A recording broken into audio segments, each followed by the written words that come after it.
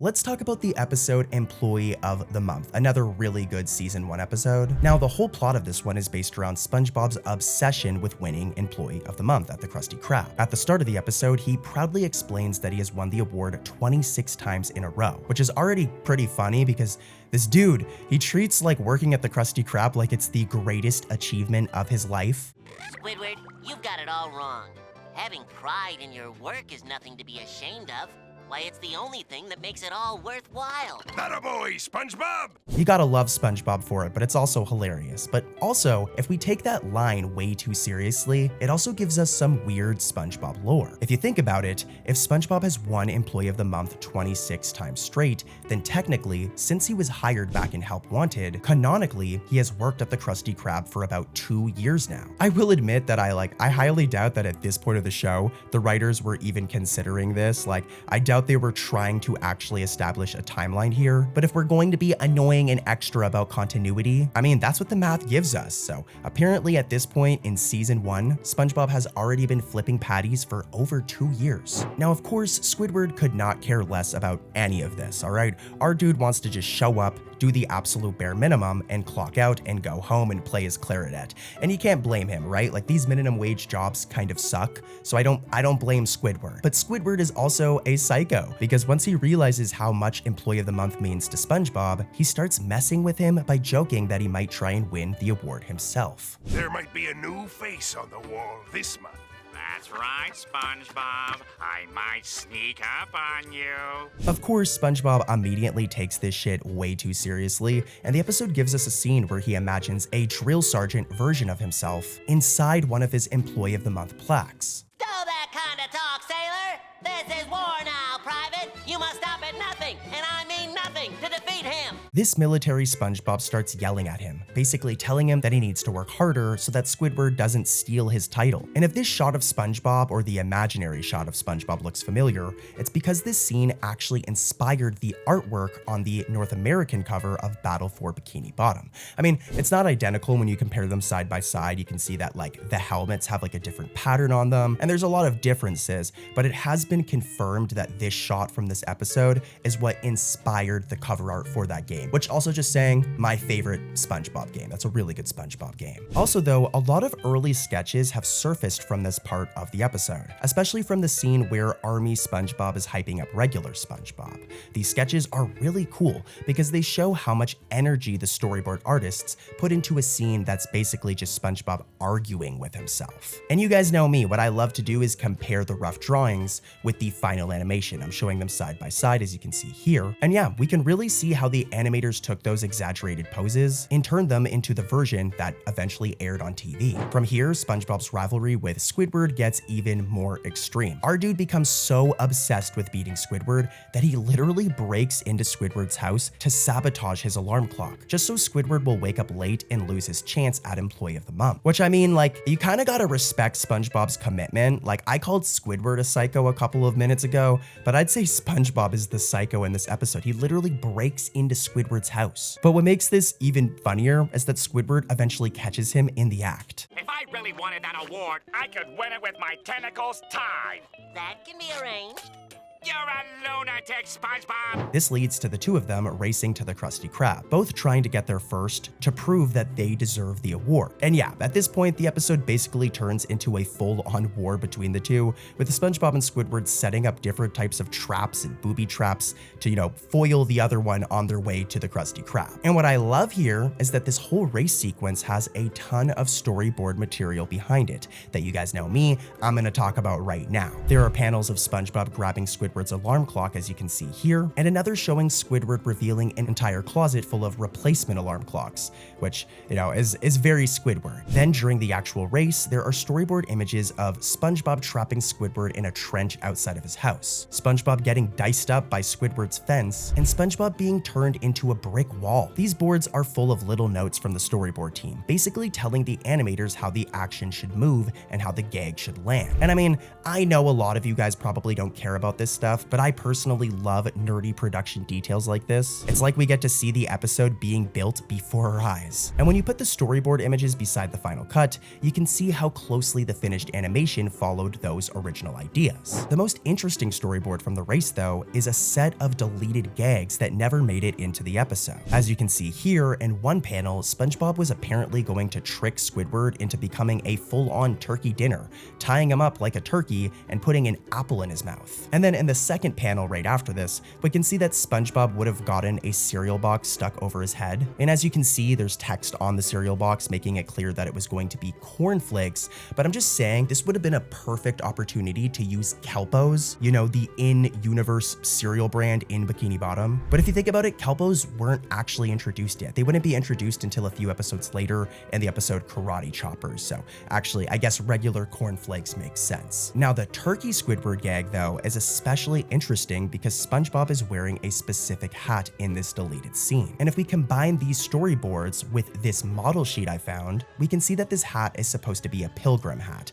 We know this because if we look at the text on the model sheet, it says pilgrim hat, which makes it pretty clear that this whole thing was probably meant to be some sort of Thanksgiving reference or gag, which is kind of weird, especially for an episode that has absolutely nothing to do with Thanksgiving. But I mean, early SpongeBob loved throwing in random jokes like this all the time. It seems these scenes got pretty far in planning, as the production team even made model sheets for Squidward tied up like a turkey and for the SpongeBob with a cereal box on his head. So a decent amount of work went into these deleted bits, even though they never appeared in the finished episode. But here's the thing that I found while digging: the turkey Squidward art wasn't completely wasted. Years later, the exact idea was randomly used in a SpongeBob SquarePants trading card game for a card called Time to Feast. And if we compare this card with the original model sheet, it looks like they literally just reused that old art instead of redrawing it from scratch, which in my opinion was a great decision, since it means that deleted gag from Employee of the Month still found a second life somewhere else,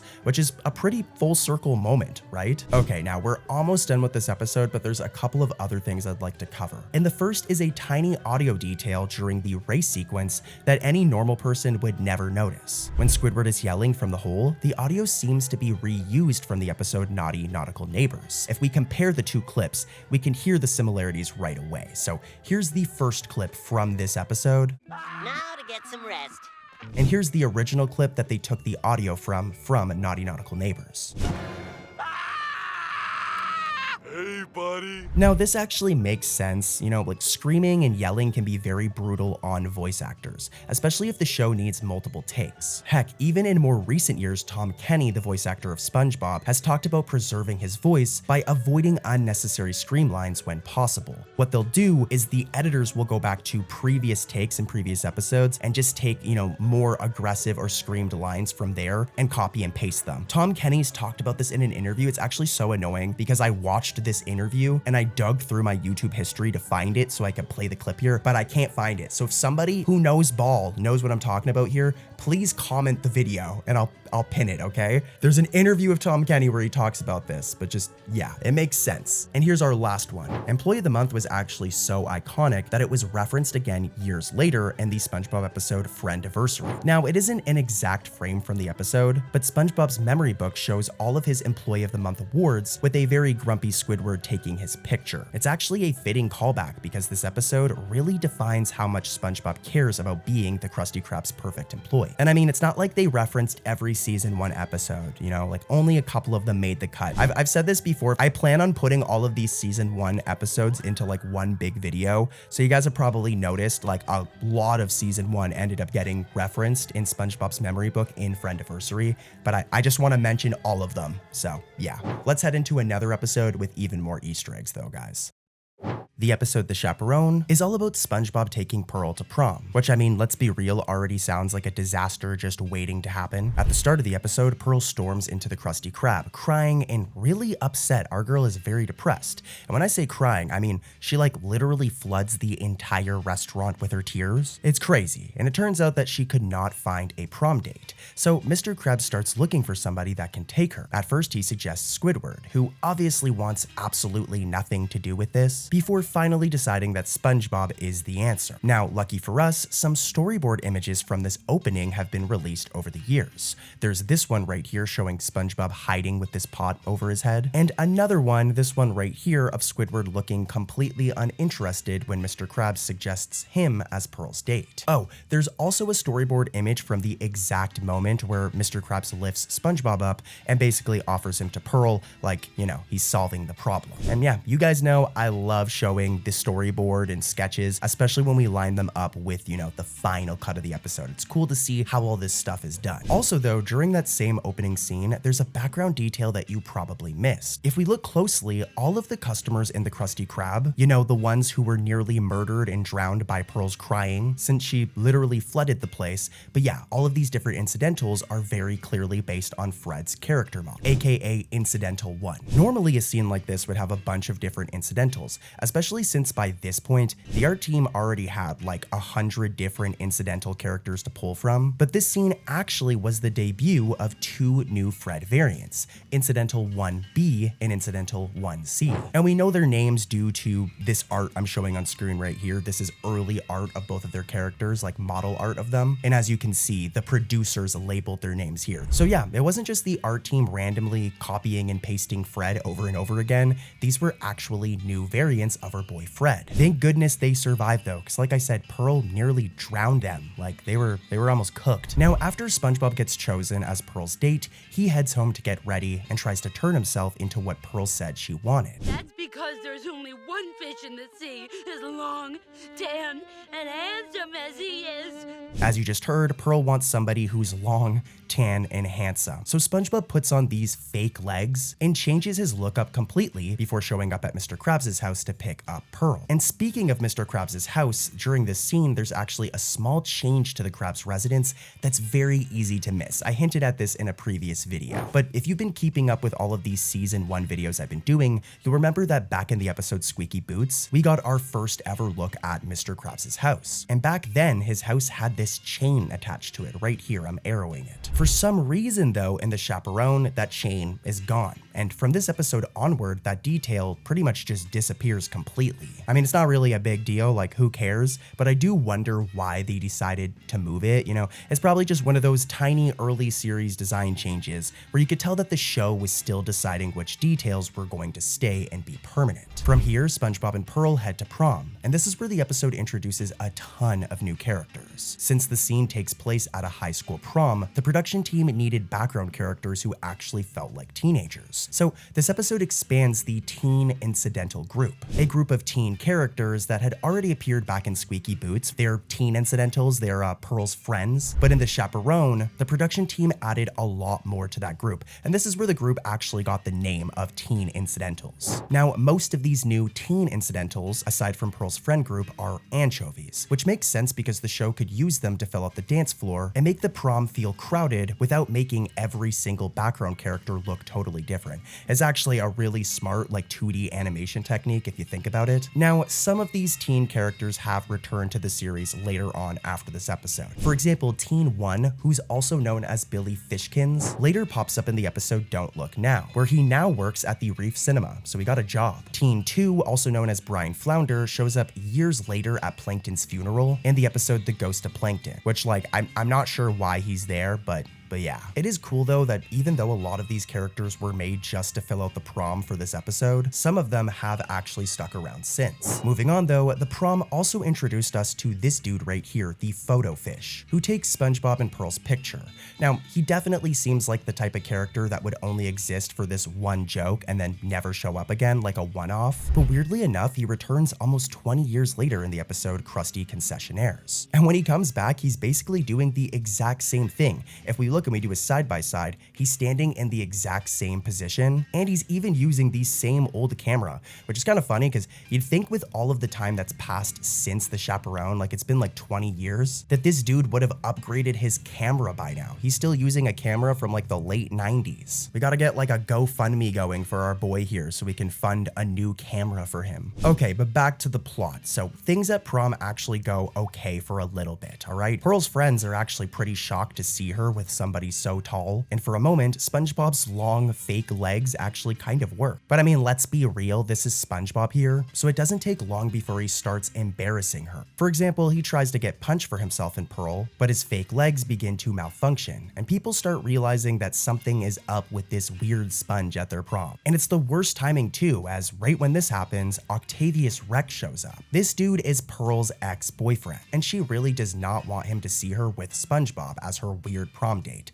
so she and SpongeBob hide. Now, Octavius is another character you would probably expect to be a one-off, right? But he actually shows up multiple times after this. At the end of The Chaperone, he gets jealous after seeing SpongeBob and Pearl having fun together, so he asks Pearl to dance, but she rejects him. Well, after season 1, Octavius Rex seems to have moved on from Pearl, and eventually starts dating Incidental 24. And we know this because if we jump forward to the episode There's a Sponge in My Soup, Incidental 24, who is presumably his girlfriend or wife, gets mad at him for accidentally kissing another girl. Which I mean is kind of justified, right ladies? Like, even if it was an accident, you don't kiss another girl. But yeah, then years later, even after There's a Sponge in My Soup, in the episode The Goofy Newbie, we can see that he now works at the Goofy Goober's ice cream party boat. So our dude got a job, but I mean, take this as a reminder, kids, finish school or you might end up working at an ice cream shop like 15 plus years after high school, which there isn't anything entirely wrong with. You know, I worked in fast food for years, but it's probably best to avoid that.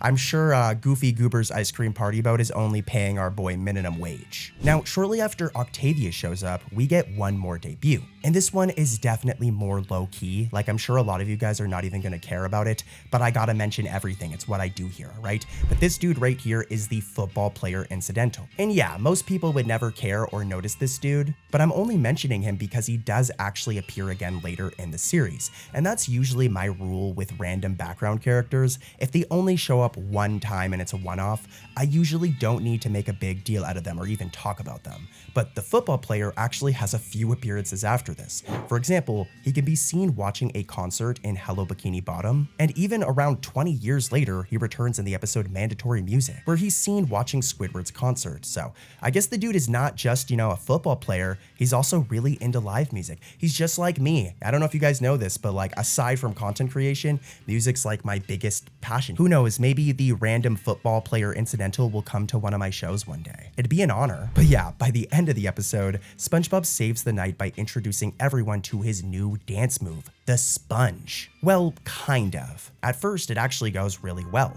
SpongeBob becomes the life of the party, and everybody at prom starts to copy his dance. But unfortunately, this becomes dangerous. Like, the dance gets so intense and complicated that people start getting seriously injured. It gets so bad that students are being carried out on stretchers. And there's a really cool panning shot showing all of the chaos. It's very impressive for 2D animation. Now, a storyboard image for this exact scene has been released, and what's really interesting is that the original version had even more extreme details. Like, that panning shot was supposed to be like a lot more like extreme. For example, if we look at this note right here, the storyboard team told the animators that a severed fishtail was supposed to twitch on the ground. And if we look at this note right here, we can see that another planned moment asking if anyone had seen his missing arms. The production team even made a model sheet for the severed fishtail, which is insane for such a quick gag, but it also makes sense that some of these details were cut.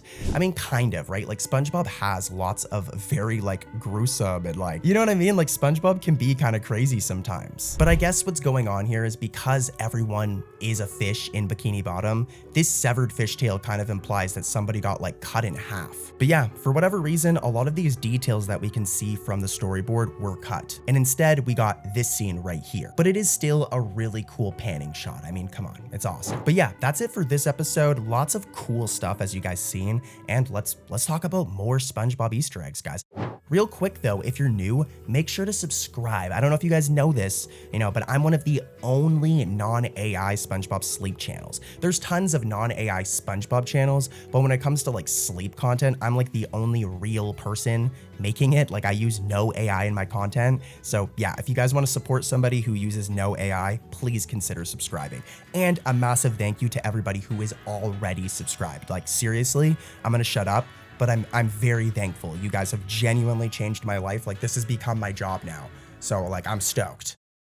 The episode Squeaky Boots may look like a simple Mr. Krabs story on the surface, but it actually has a surprising amount of production history behind it. I mean, even the title of the episode had a small change before the episode aired, as in some pieces of production art, the episode was originally spelled differently, with Squeaky being spelled with 2 E's, instead of the correct spelling with an A. It's not like a massive difference, like I doubt you or anybody really cares, but it's the kind of early production details that make me happy. I gotta talk about them, okay? But yeah, by the time the episode aired, the spelling had been corrected, but that alternate title still survives through old production materials, which we'll be talking about more later. But before we get into the episode's normal trivia, the normal stuff I normally talk about, there is one random piece of SpongeBob history connected to Squeaky Boots that is honestly more interesting than you would expect. Like, I went down a rabbit hole to figure all of this out. But this episode was actually a part of the Nickelodeon Smell-O-Vision TV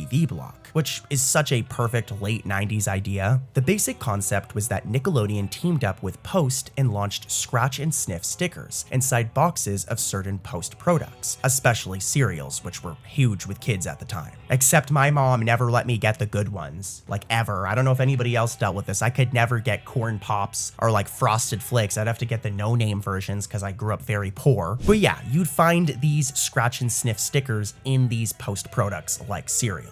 And it was basically all a promotional tactic. Kids would then watch this Smell-O-Vision TV block, which would take place from like 8 p.m. to 9 p.m. and special versions of Nickelodeon shows would play here, which had these numbered symbols edited in. And when this symbol would show up, you as a viewer would basically scratch the sticker, and the smell from the sticker was supposed to match up with whatever was happening in the episode on screen. It was basically like interactive TV, but with cereal box stickers. Now, from a marketing standpoint, it was actually kind of genius, as if you were a kid watching Nickelodeon, this gave you a reason to ask your parents to buy Post cereal so that you could take part in the event. And then on the flip side, if you were a kid who already got the stickers from a cereal box, it gave you a reason and like gave you incentive to tune into Nickelodeon at that exact time where the Smell-O-Vision TV block aired. Each show selected for the block had an episode tied to one of these scratch and sniff moments, and the SpongeBob episode was Squeaky Boots, with the sticker intended to be used when Mr. Krabs drops the boots into the French fry oil.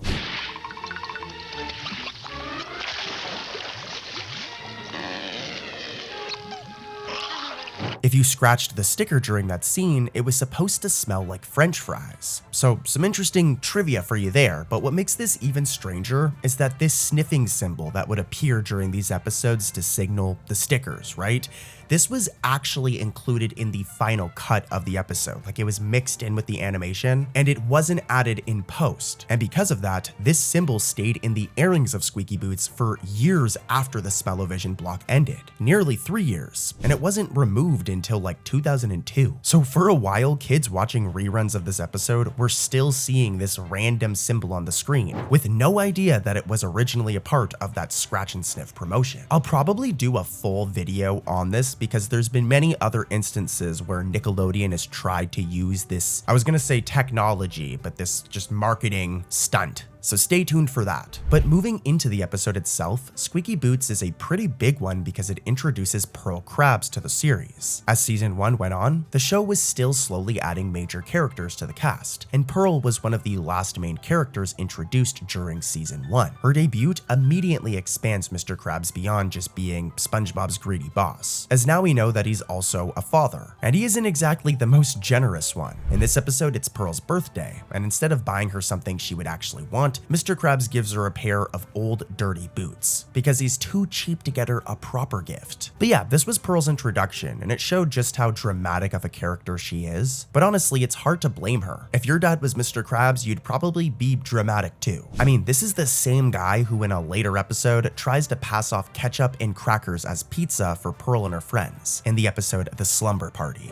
So Squeaky Boots gives us an early look at the kind of cheap parenting Pearl has to deal with. Now, a fun fact about Pearl is that even though she was the last main character introduced to viewers in season 1, she was actually the second main character Steven Hillenburg created for the series. In one of his earliest sketches of the main SpongeBob cast, Pearl looks a little bit different, as you can see here.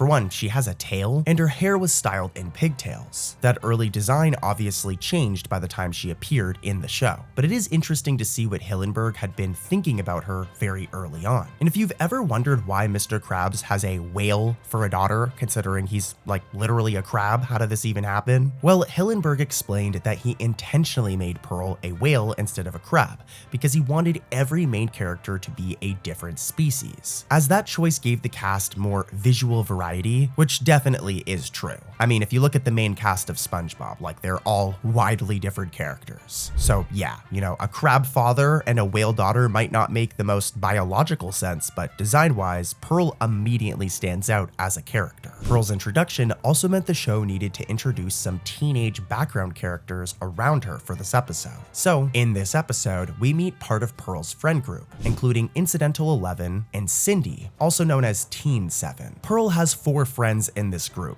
and 2 of them, Susie and Incidental 8, had already appeared in Ripped Pants, in terms of air date order. But because Squeaky Boots was produced before Ripped Pants, these teen characters were likely developed together around this point. In terms of the aired episode order though, Squeaky Boots is where we first ever see Incidental 11 and Cindy. And yeah, these characters were clearly made to help sell Pearl as a teenager. I mean, they look younger, and they make Pearl feel like she actually has a social life outside of being Mr. Krabs' daughter. And just saying, all 4 of these characters, including Incidental 11 and Cindy, have all appeared many times over the years. But moving on, Incidental 11 also has another interesting detail attached to her, as she was one of the first weirdo incidental characters introduced in the series. And no, that's not me calling her a weirdo, that's literally the term that the production team would use. A lot of people don't know this, but the production team actually classified incidental characters into different types, and over time, those categories have grown a lot. But one of the earliest categories was the weirdo group. And if we take a look at the original first incidental model sheet, Incidental 11 was actually the second one included.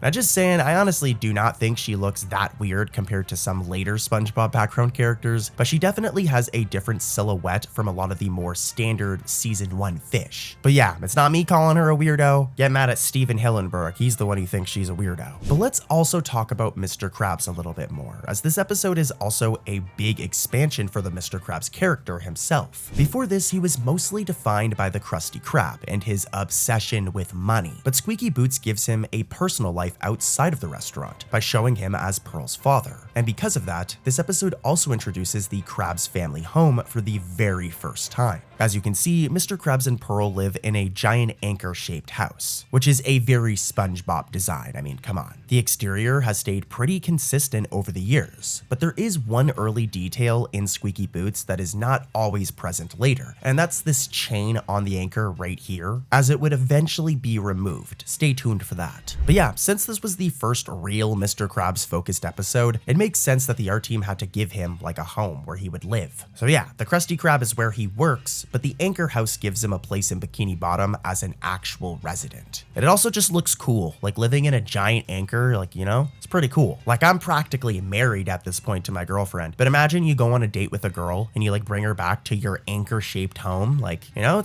it's pretty cool. But let's move on, as we just talked about Mr. Krabs and Pearl a bunch, but let's talk about SpongeBob a little bit, more specifically his bedroom. And this is something I've discussed many times already in all of these season 1 videos, but this is probably the final piece of the whole blanket color mess from early season 1. As Squeaky Boots is the last episode where SpongeBob's blanket is this blue color right here. And let me explain, because like I said, this gets a little complicated, but I figured it all out, okay? This is gonna make sense now. Because pretty much what happened here is that season 1 did not air in production order, right? Like if we go to the Spongepedia episode list and we see the order of how each episode aired, this is just the order that the production team chose to air the episodes in. It isn't the order that the episodes were actually made. So because of this, when you watch season 1 in broadcast order, SpongeBob's blanket color can seem to change back and forth between blue and purple. And what really happened here is that some of the earlier completed episodes still used the blue blanket, while later produced episodes had already switched to the purple version. But since the episodes aired out of order, it kind of messes everything up because in one episode it'll be blue, and then in the next episode it'll be purple. When in reality what happened is when the production team was producing all of the episodes, the first couple of episodes they made the blanket look like this, and then eventually they decided to use purple. But again, because everything aired out of order, it just kind of goes back and forth and seems like this big inconsistency. But when you understand how the production was done for season 1, it actually makes like a ton of sense what happened here. It's actually not that crazy, but it is a little complicated to figure out. But the main point here is Squeaky Boots is the last time where this mix-up occurs, and the last time that his blanket is ever going to be blue, intentionally at least. All right, I'm almost done with this episode, but there's a couple of other just random things I want to go over, as there's one scene from this episode that actually became an issue in some later airings. At one point in this episode, SpongeBob is so distracted and miserable because of the Squeaky Boots that he accidentally fries his face on the grill. Now, in recent UK and Ireland airings, this scene has been cut entirely, most likely because it shows a dangerous action that kids could potentially imitate. So I understand the logic,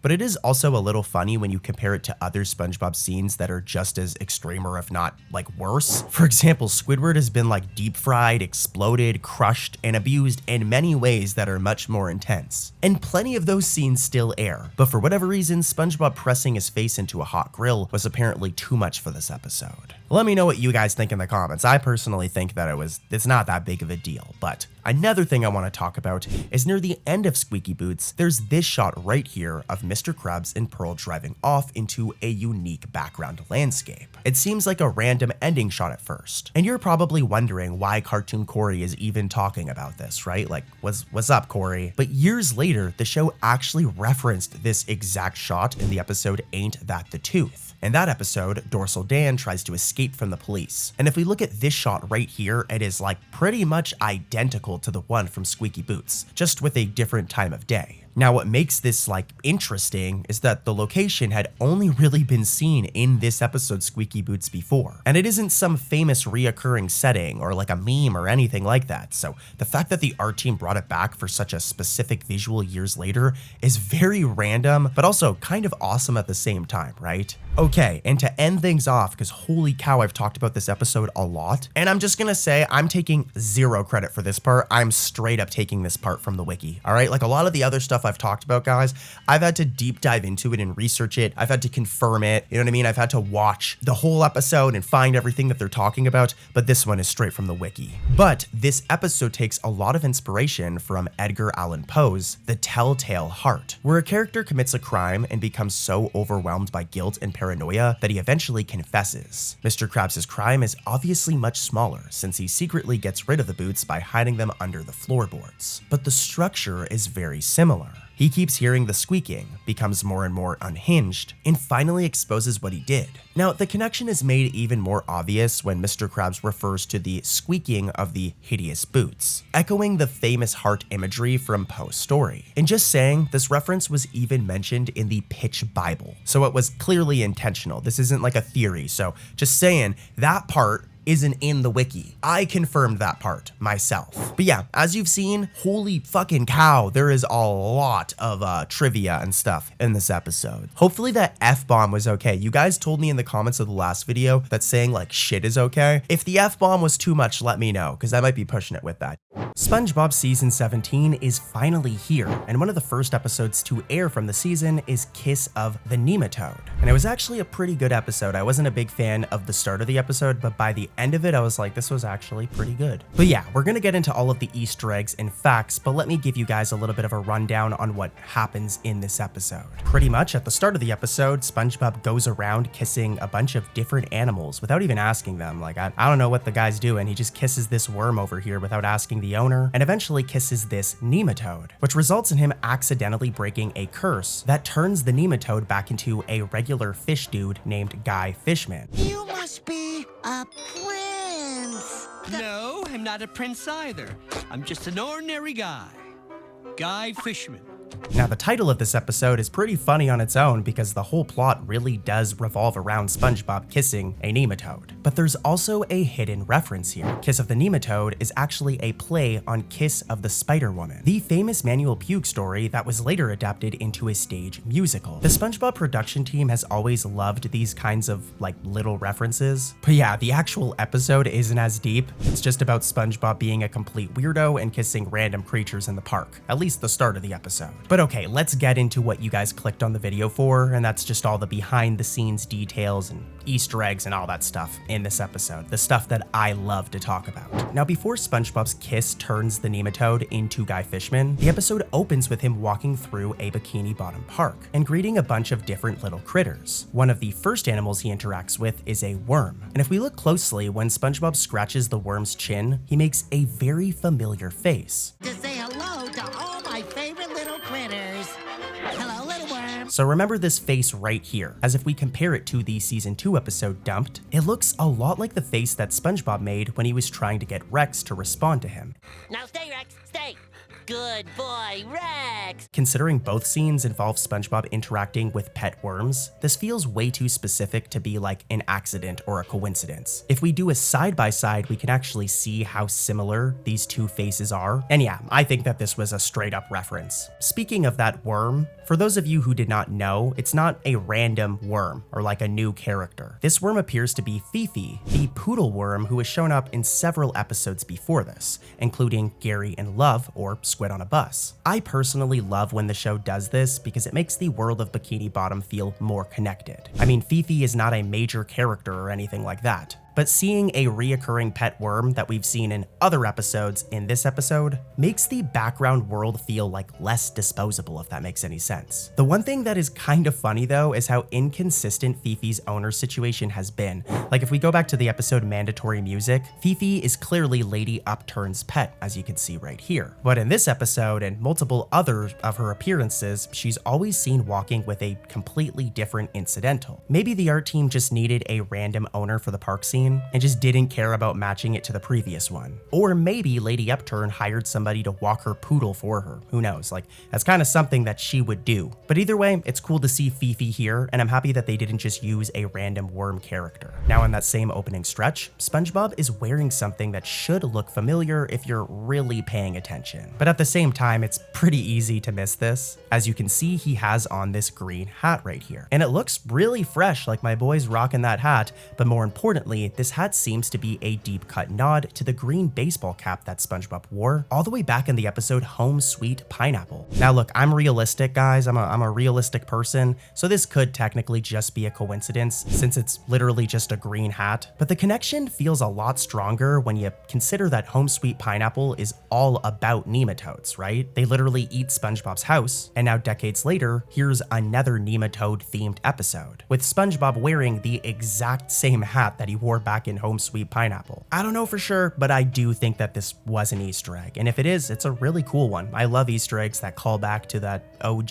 season of SpongeBob, seasons 1, 2, and 3. Moving on though, after SpongeBob kisses the nematode and turns him back into a regular person, we learn how this all happened. We learn that Guy Fishman was transformed into a nematode years earlier by a evil witch, and his backstory is like so SpongeBob. The dude stole the witch's seat at the Reef Cinema, which resulted in her being pretty pissed off and turning him into a nematode. Which I mean is obviously a pretty crazy punishment, but if we look in the shots of the theater was literally packed, so I can understand why she was mad. In Canada, we have Cineplex, and if you miss out on those seats, like these seats here, you have to sit at these seats that are insanely close to the screen, so I understand why the witch was so pissed off. But more importantly, because this is a cartoon and who cares, during this flashback, there's a quick cameo from one of the most iconic reoccurring characters in SpongeBob. And that's my boy Squilliam Fancyson, Squidward's arch nemesis, and honestly one of the more ruder characters like in the show. Now I know that some newer fans get pretty annoyed when they feel that SpongeBob is like nostalgia baiting by doing stuff like this, but honestly I personally love cameos like this. It's not like Squilliam derails the episode or takes focus away from the new plot. He's literally just chilling in the movie theater, existing in the world of SpongeBob. And if you ask me, that's like exactly how background cameos should work. work. It makes Bikini Bottom feel like an actual place where familiar characters can casually show up, even if the story isn't actually about them. And just saying, I'll be fair, Squilliam isn't necessarily a rare character anymore, since he's been popping up a lot more often in modern SpongeBob. But whenever I see the dude, it takes me back to being like 6-year-old cartoon Corey watching SpongeBob seasons 1, 2, 3 on TV. It's like a callback to that older era of the show, and I love it. But just saying, Squilliam isn't the only cameo hidden in that movie theater. That flashback scene also includes several much more obscure incidental characters. And these are the kinds of details that only nerds like me are going to catch. But also, the SpongeBob wiki. You know, I'm not going to take all the credit here. For one, sitting near Guy Fishman when he gets cursed is Incidental 183, one of the twins from the episode The Grill is Gone. And just saying, like, this character has barely appeared in SpongeBob, so seeing him randomly show up here is a really nice touch from the production team. There's also a variant of the famous salesman fish, the dude who tricks SpongeBob and Patrick back in Chocolate with Nuts. This version is Incidental 118C, and it's actually the same version of the character we seen in the Patrick Star Show episode Bummer Jobs. On top of that, Incidental 176 appears, and this one is like extremely rare. I mean, if we take a look at his Spongepedia page, we can see that he's only shown up in like one other episode before this,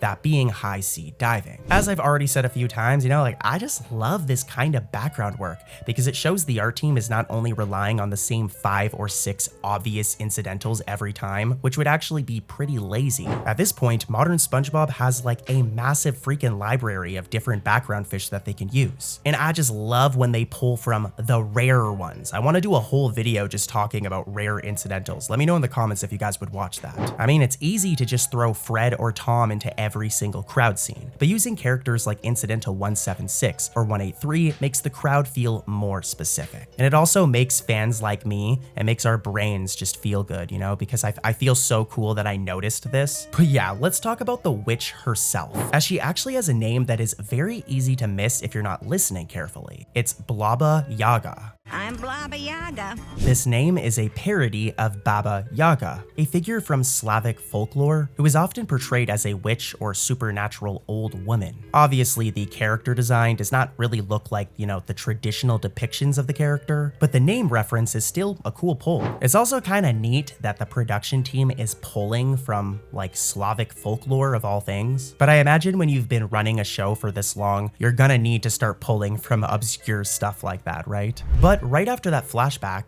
the episode uses a ripple transition to return to the present day, to kind of signify that we're coming from the flashback, but instead of just letting the transition happen normally, SpongeBob comments on it by saying ripple tickle. And then his body like literally ripples. Ripple tickle. Now, not only is this kind of fourth wall breaking, since SpongeBob is basically reacting to an editing transition, but also, this appears to be a callback to a very similar joke from season 11's My Leg. My leg!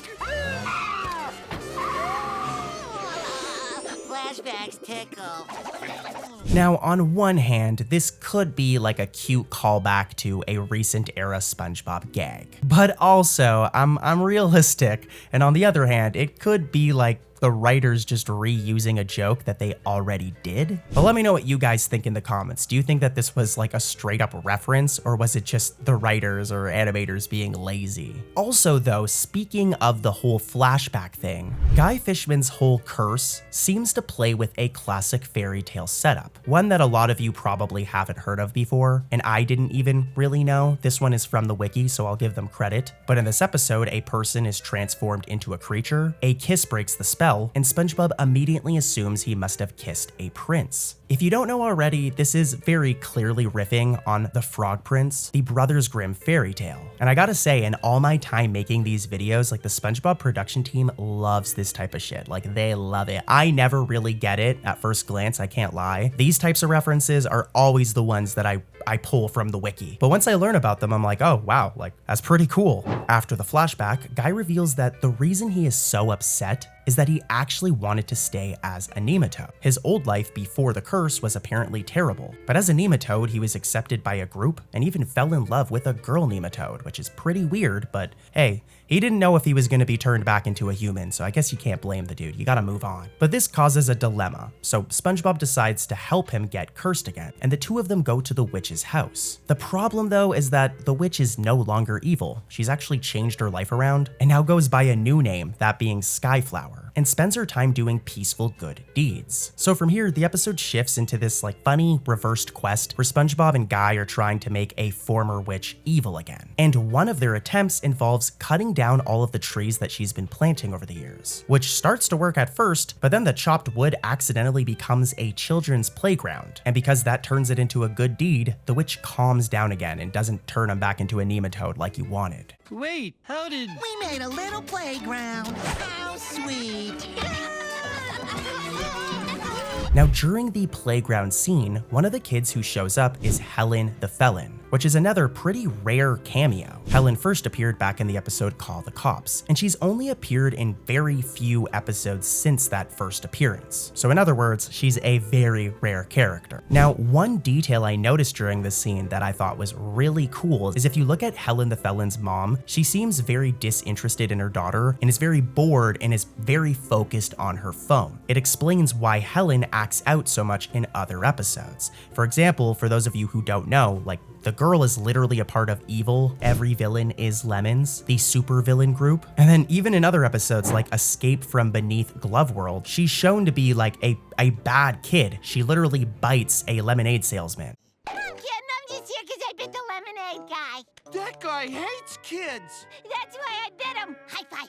So it's in the background and it's very easy to miss, but this quick clip right here with her mom is actually really, really good writing. It completely explains why she's, a bad kid, I guess you'd say. And just saying, that was not from the wiki, that's all me, because I go hard and I love talking about this shit. Moving on though, after SpongeBob and Guy's plan fails, Guy eventually just gives up and goes to take the bus home. But this is where the episode gets good and it kind of brings everything full circle, as eventually the witch tries to get on that same bus and finds out that there are no seats left due to Guy taking the last seat, just like he did years earlier at the movie theater. This of course triggers the witch to finally turn evil again, and she snaps, turns Guy back into a nematode, curses everyone else on the bus, and eventually storms into Old Man Walker's house and transforms him as well. And during this one shot right here, there's actually another little Easter egg that's very easy to miss, as one of his paintings, this one right here, seems to resemble Abbott and Costello, which is a very specific reference, but it actually fits Old Man Walker perfectly. Abbott and Costello were a famous American comedy duo strongly associated with the 1940s and 1950s. So putting a reference to them in the home of one of SpongeBob's oldest characters actually makes sense, and again, is some really good writing and world building. It isn't just random nostalgia for the sake of nostalgia. It actually matches the character's age and personality. So really cool stuff, and you can see what they were going for. This is very clearly a reference. And like I said, it's a cool one. I love this one. This is the type of shit that the SpongeBob production team should do all the time. I love when they build out the world of SpongeBob. It's not just about the main cast. All of these background characters can have their own quirks and stories and stuff as well. But we've come to the end of the episode, guys, and I've got one more thing for you guys. So at the very end of this episode, Guy finally gets what he wanted. The dude is a nematode again, and he finally gets to marry his nematode girlfriend, It's kind of weird that he would go back to the nematode girlfriend since he became a human, but that's just true love right there, guys. That's true love. Heck, even SpongeBob gets turned into a nematode during this scene. Take a look.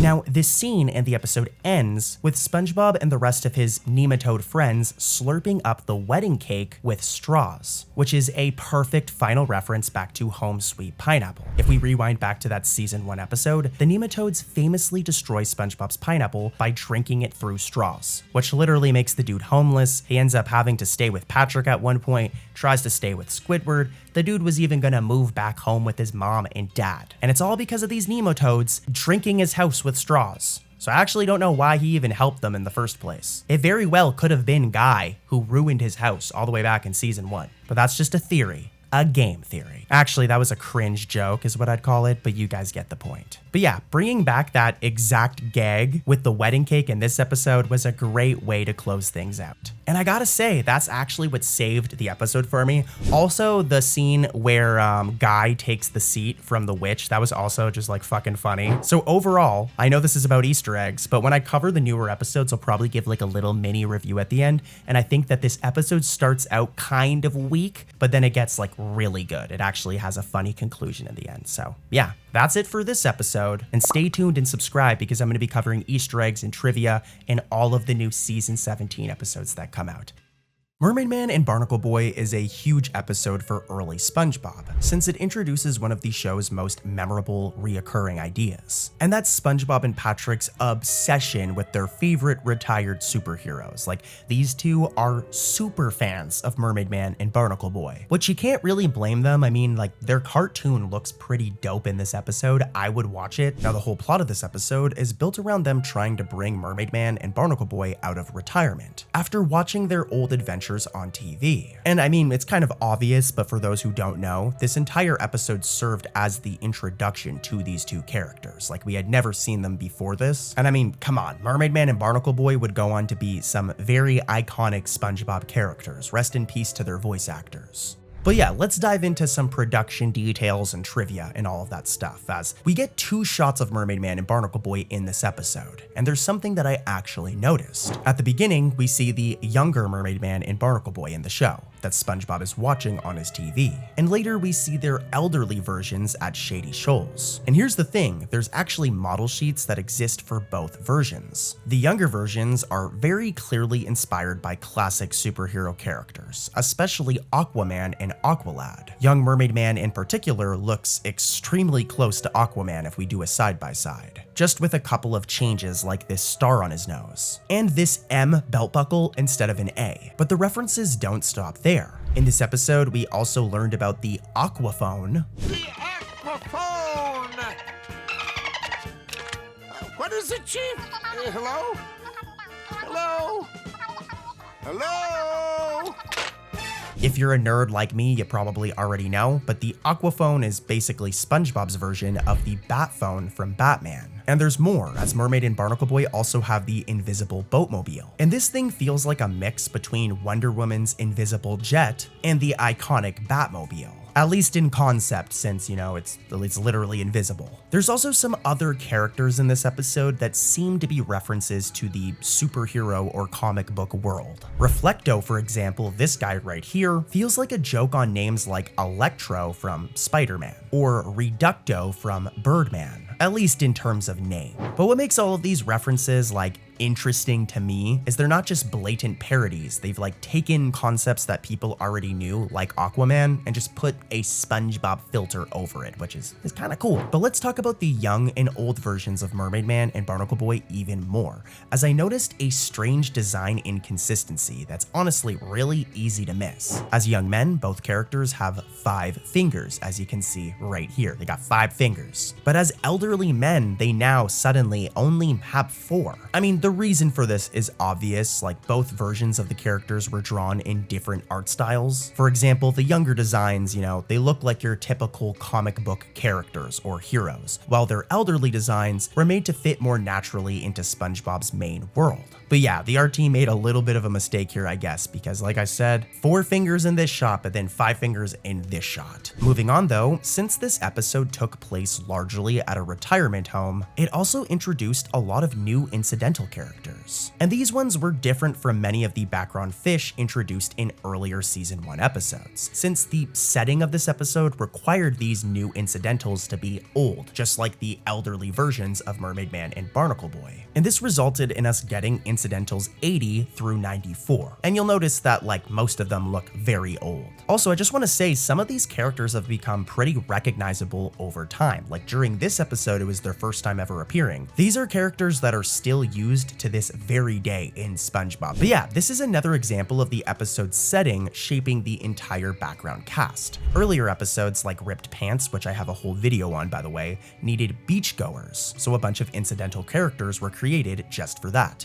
Well, another episode that's a good example is Pickles. That episode needed a bunch of Krusty Krab customers, so the art team introduced a bunch of new ones. Just in the case of Mermaid Man and Barnacle Boy, this time we got a bunch of cool old people. Another thing I want to mention though is that this episode actually marked the debut of the Shady Shoals retirement home itself. This is the first time that the location actually appeared within an episode, and the art team clearly put a lot of work into making it usable beyond just this one episode, as there were multiple paintings and model sheets created just for Shady Shoals, which shows that the crew wanted the building and its interior to have a clear identity. And I'm sure that when the animators animate new scenes of Shady Shoals, or at least in season 4 and season 5, season 3, in those earlier seasons, I'm sure that these paintings and model sheets were used as reference shots. Now, this location has returned many times over the years, and what's interesting is that it stayed pretty consistent compared to its first ever appearance. And this is interesting because some SpongeBob locations have changed a lot since their first appearance. For example, Patrick's Rock Home. But Shady Shoals already had a strong design from the start. So even if we look at episodes from season 16, the location is still nearly identical. But let's keep it moving, as this episode also hints at another major Mermaid Man and Barnacle Boy location, even though we don't actually see it yet in this episode. As at one point, Mermaid Man and Barnacle Boy's hideout is referred to as the Sea Cave.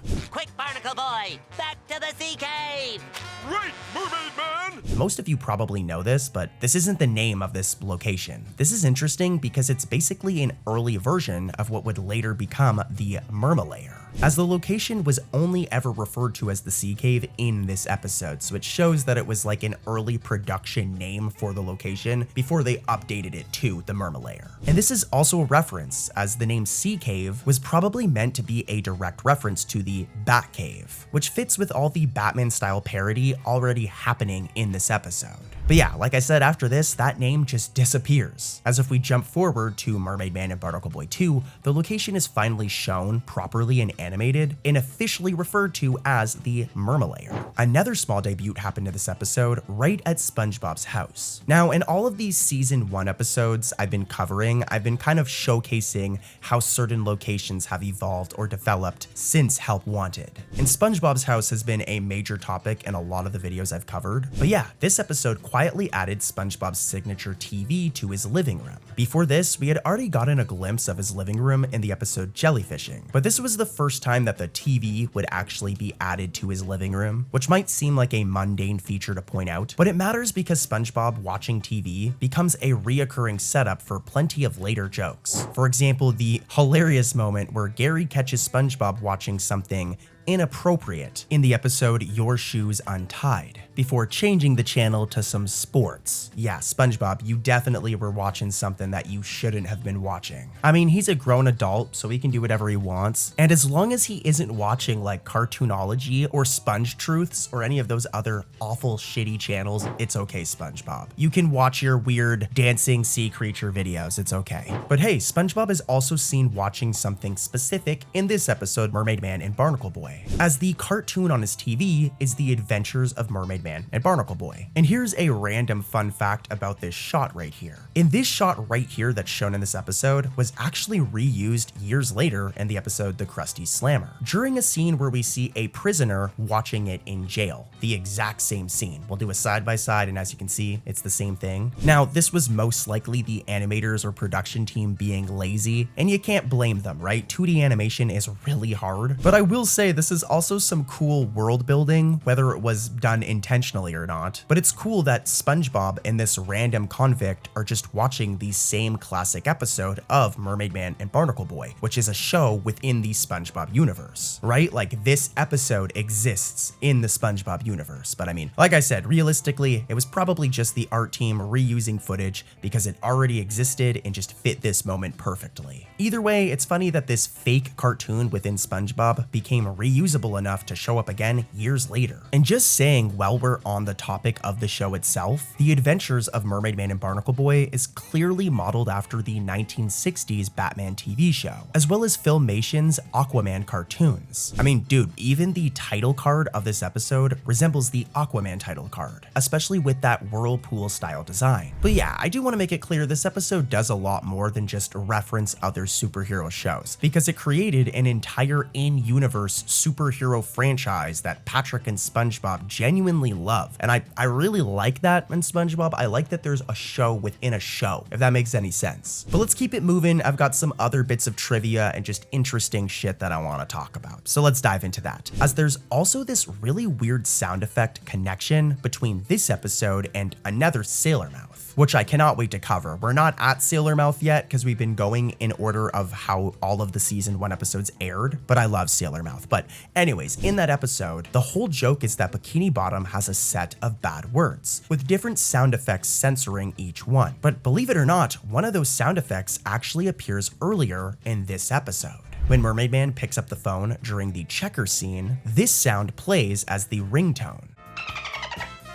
It's the aquaphone! Now, if that sounds familiar, it's because that ringtone sound is the exact same sound effect later used for bad word number 11 in Sailor Mouth.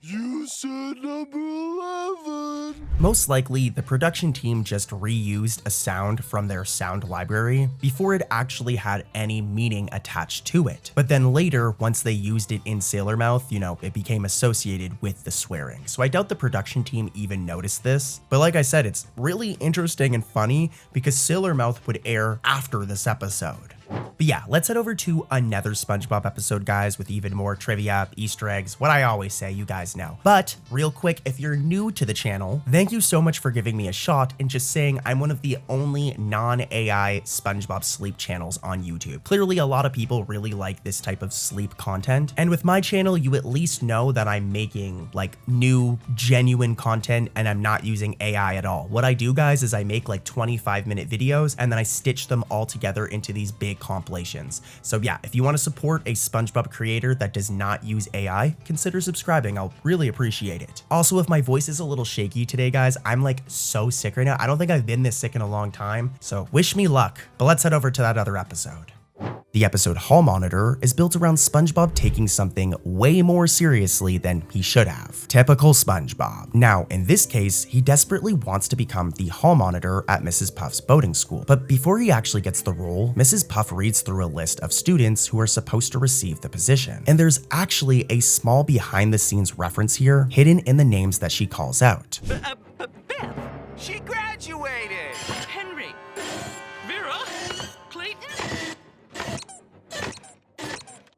Now, as you just heard, two of the names on this list are Clayton and Vera, and these are not just random student names. Clayton is the name of series creator Steven Hillenberg's son, while Vera is the name of producer Derek Dryman's daughter. It's a quick little detail, but it's a nice example of the crew sneaking personal references into the show. And I mean, imagine how cool Clayton and Vera felt like going to school and being able to tell people, oh, my dad referenced me in this episode. I definitely would have bragged about that at school back in the day. But yeah, after this, SpongeBob gets the job for the day. And of course, SpongeBob immediately treats the job like it's the most important responsibility in Bikini Bottom. At first, he's only supposed to be helping around the school, but SpongeBob being typical SpongeBob, he pushes the role way beyond what Mrs. Puff intended. The dude starts acting like he has actual authority over the entire town. And one of the funniest examples is when he begins directing traffic.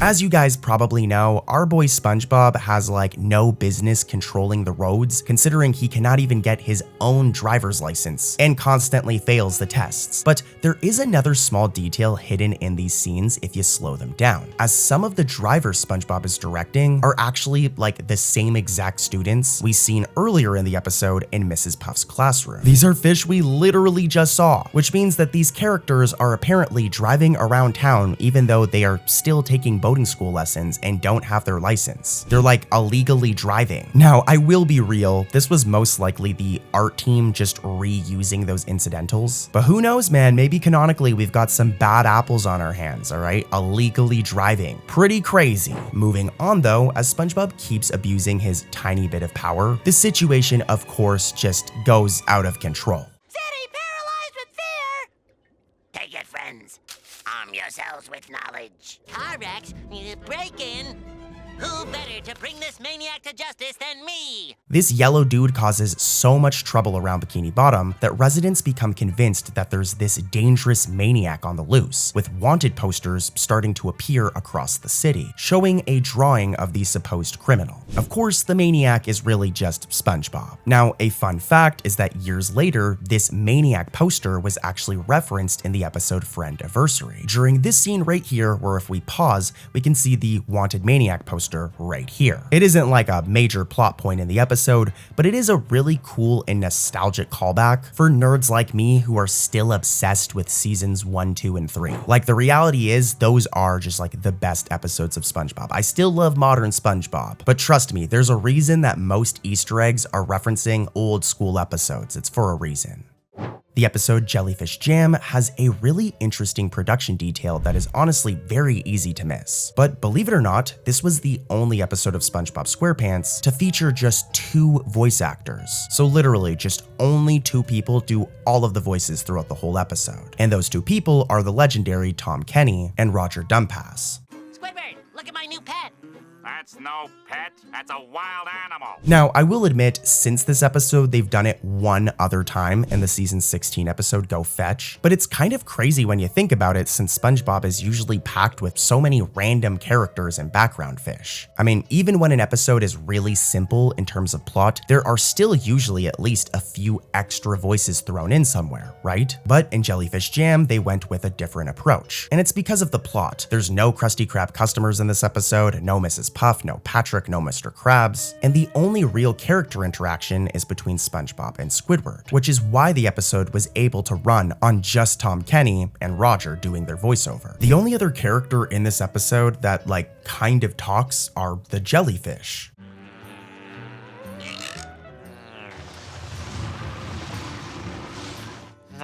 But guess what? Even the jellyfish were voiced by Tom Kenny. But let's head over to another episode with even more interesting Easter eggs and trivia.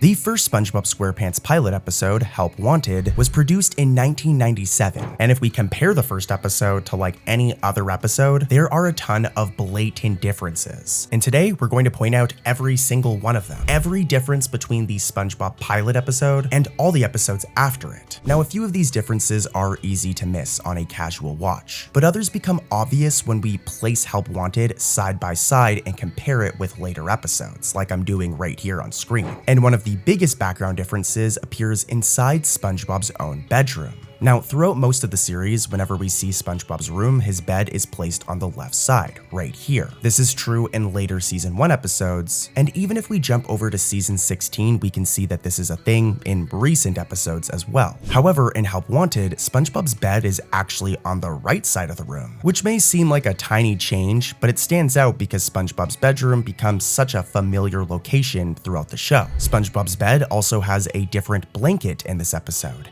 In Help Wanted, the blanket is solid blue, as you can see right here. But later in the series, SpongeBob's blanket is usually purple with yellow flowers. Or here's just another random shot from the modern era of SpongeBob. However, there are also a few other early season 1 episodes after Help Wanted where the blanket is still blue, however, it has the yellow flowers. So it's cool to see how the show gradually refined such a small detail. You know what I mean? In the first episode it was blue, then they added the yellow flowers, and then eventually it was purple with the yellow flowers. I don't know why I'm spending so much time deeply analyzing SpongeBob's bed, but this stuff is just fun for me. I'm just a nerd. Also, real quick, I'm gonna get right back to the video and all of the Easter eggs, but if you're new, please subscribe, guys. I'm one of the few SpongeBob sleep channels on YouTube that uses no AI. I'm not using any AI at all. I'm a real boy. So if you want to support a creator who puts a lot of love into his content and is real, please subscribe. Another early inconsistency involves the outside of SpongeBob's pineapple home. As in Help Wanted, there is only one window on the front of the house, which is kind of weird. I will admit though, this was not entirely exclusive to the plot,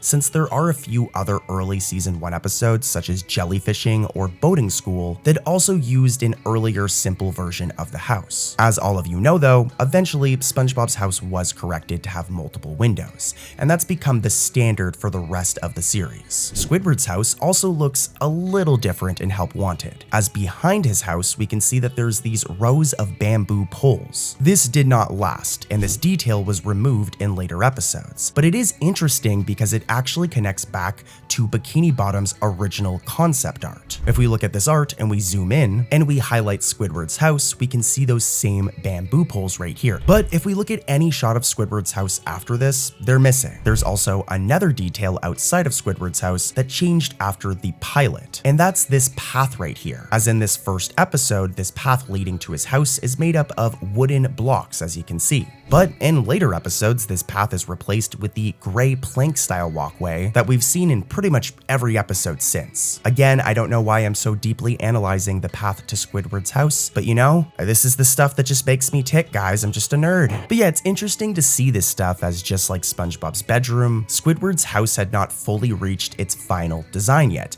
And that's what's cool about pilot episodes like this, right? But that's not it. The Krusty Krab also has one small but noticeable difference, as Mr. Krabs' office appears to be on the right side of the restaurant right here. But in nearly every other episode of SpongeBob, Mr. Krabs' office is located on the left side of the Krusty Krab. Is it a big deal? Not really, but I wanted to point it out. I also found it interesting that there isn't even a door on the left side. So again, it shows that they were still figuring out the actual interior design of the Krusty Krab. But not only that, but the character designs throughout this episode are also slightly different across the board. For example, SpongeBob himself has a few small changes. For example, his holes are placed somewhat differently compared to later episodes, as you can see in this side by side, and his shoes are like slightly pointier, if that makes any sense, than they are in later episodes. Here's another side by side. These are very small details for the record. But another interesting difference is that his shoes do not make the iconic squeaking sound that they would in later episodes.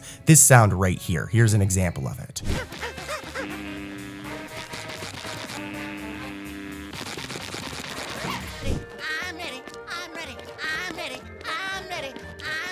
It was still early in the show's production, so yeah, they didn't have the squeaking sounds. It's kind of weird to see SpongeBob walk without them. But then again, who would be paying attention to something like this? Only a freaking nerd like me who needs to touch grass and stop obsessing about SpongeBob pilot details. But I'm gonna keep going. Mr. Krabs also looks a little different in the pilot. For example, his eyelids are flesh pink instead of matching the same red shade as the rest of his body as seen in later episodes. Here's a side by side. Patrick's design is also not fully finalized yet either. If we compare him to later episodes, he appears a bit chubbier in Help Wanted, and his eyebrows are thinner and his pants seem to be a lighter shade of green. Of course, these are like subtle changes, again, like who cares? But it's cool to see how the episode evolved after this first episode. Even the smaller details. Squidward also has several differences as well. He is slightly shorter and his skin tone is a paler cyan. His eyelids are the same color as his skin instead of being darker like they are in other episodes. Our favorite snail Gary also has a few early design and sound differences as well.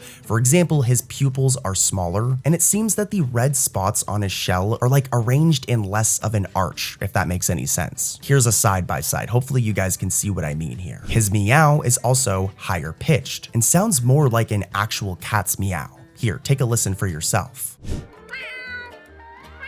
Now let's compare that to a more recent Gary meow.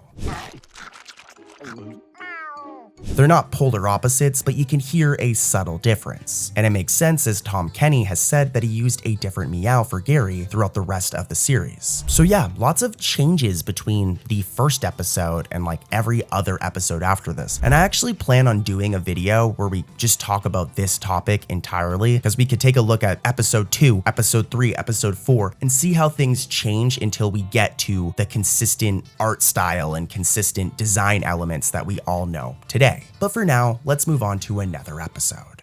Now, the episode Boating School does not have a ton of hidden production trivia, especially compared to other season 1 episodes, but it does have some very important details. And I mean, the biggest reason that this episode matters is that it introduced Mrs. Puff and her boating school, one of the most important supporting characters throughout the entire series. Now, what makes her debut even more interesting is that Mrs. Puff was not just created because the writers randomly wanted SpongeBob to have a teacher. Her creation was actually tied to Nickelodeon's early concerns about the show. After Steven Hillenburg pitched the pilot episode, Nickelodeon executives did not immediately greenlight the series exactly as he presented it. And one of the biggest changes they wanted was for SpongeBob to be a child who went to school, with every episode focusing on his school life. And I mean, that would have made the series completely different from what it became. Well, Hillenburg did not want to turn SpongeBob into that kind of show. So Mrs. Puff and her boating school became the compromise, as SpongeBob could technically attend a school, which technically gave Nickelodeon what they asked for. But at the same time, the series did not have to become completely centered around classrooms or homework. So yeah, it was a very good compromise. And just saying, I actually found this concept art of Mrs. Puff right here, giving us a look at one of the earliest versions of the character. But what's even crazier is that SpongeBob being unable to drive was not actually a part of the original plan either. Today, SpongeBob failing his boating test is one of the most familiar running jokes in the entire series. But according to the June 2003 issue of Nickelodeon magazine, Hillenburg had not yet come up with the idea that Mrs. Puff and SpongeBob would be stuck in an endless quest to get him a driver's license. And as a matter of fact, some early development artwork even showed SpongeBob driving a submarine-like vehicle with no trouble at all. The original theme song also shows him driving several different vehicles, which again just proves the point that originally this concept of SpongeBob not being able to drive boats, as seen in this episode Boating School, was not the original plan whatsoever. Moving on though, since Boating School introduced a brand new location in this episode, the art team also had to put a lot of work into designing it properly. And we can see this as this is one of the first episodes where model sheets and reference drawings were made for almost every single shot of this new setting. I mean, Mrs. Puff's boating school was not just a quick background that appeared once and disappeared. It needed to function as a legit location that the series could return to. So all of these different model sheets I'm showing right here were made to make sure that the location had a consistent design. And I imagine it especially helped the animators. Also though, this episode introduced one of the most famous running gags throughout the entire show, and that's Fred yelling, "My leg," after a crash.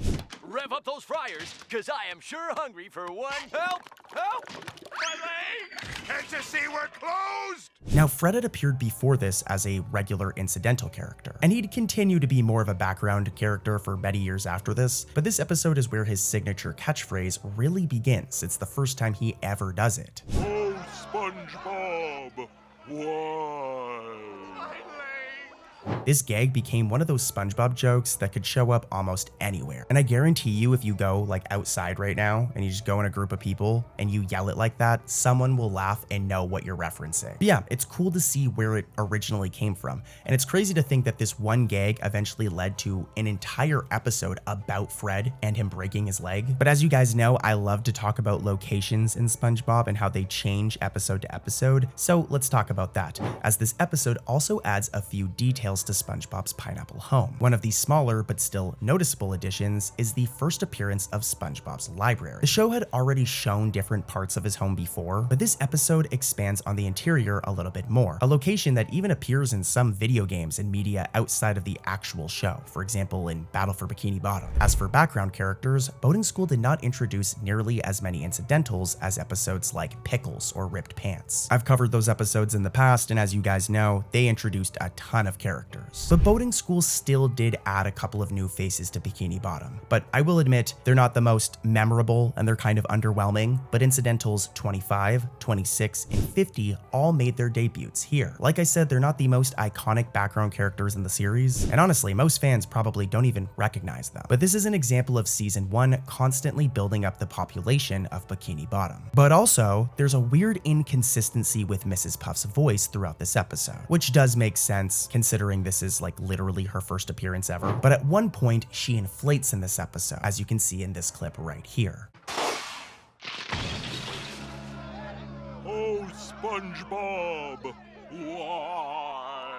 Mrs. Puff, I think I cheated. My leg! As you just heard, after Mrs. Puff inflates, she briefly speaks with a deep voice. But what's really weird is later in the episode, when paramedics put her into this ambulance, she speaks with her normal voice, even though she's still puffed up.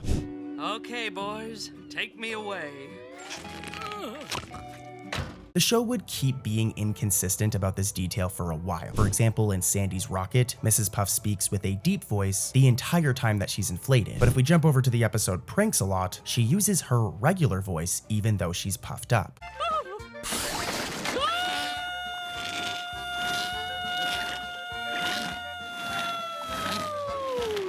Again, as I've said about many other details discussed today, this was most likely just the production team not fully deciding how they want her voice to sound, not fully knowing how they wanted to handle Mrs. Puff's voice. But eventually, by later seasons, they got the hang of it. Now, like a lot of classic season 1 episodes, Boating School also found its way into merchandise and marketing. For example, there's a Lego set called Mrs. Puff's Boating School, which is set number 4982, I believe. At first, I thought maybe it was just a general Mrs. Puff set, but the biggest giveaway is the antenna on SpongeBob's head, which references the part of the episode where SpongeBob and Patrick communicate during the boating exam. So yeah, lots of cool stuff in this episode, guys, and stay tuned as I'm gonna keep on covering season 1. Now, I grew up actually watching SpongeBob on television in the 2000s, and back in the day, I always loved the episode Bubble Stand, but I didn't realize how massive this episode actually became. Now, I'm gonna get into all the trivia, facts, and Easter eggs, but let's talk about the plot for a second so that it all makes sense, as the plot of this episode is basically just SpongeBob setting up a stand outside of his house and charging people 25 cents to blow bubbles. Hey, Squidward,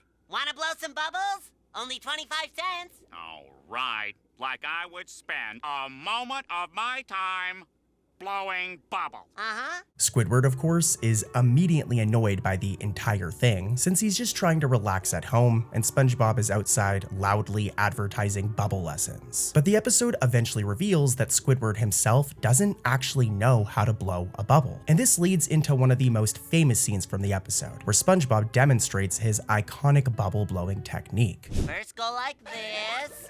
Spin around, stop. Double take 3 times.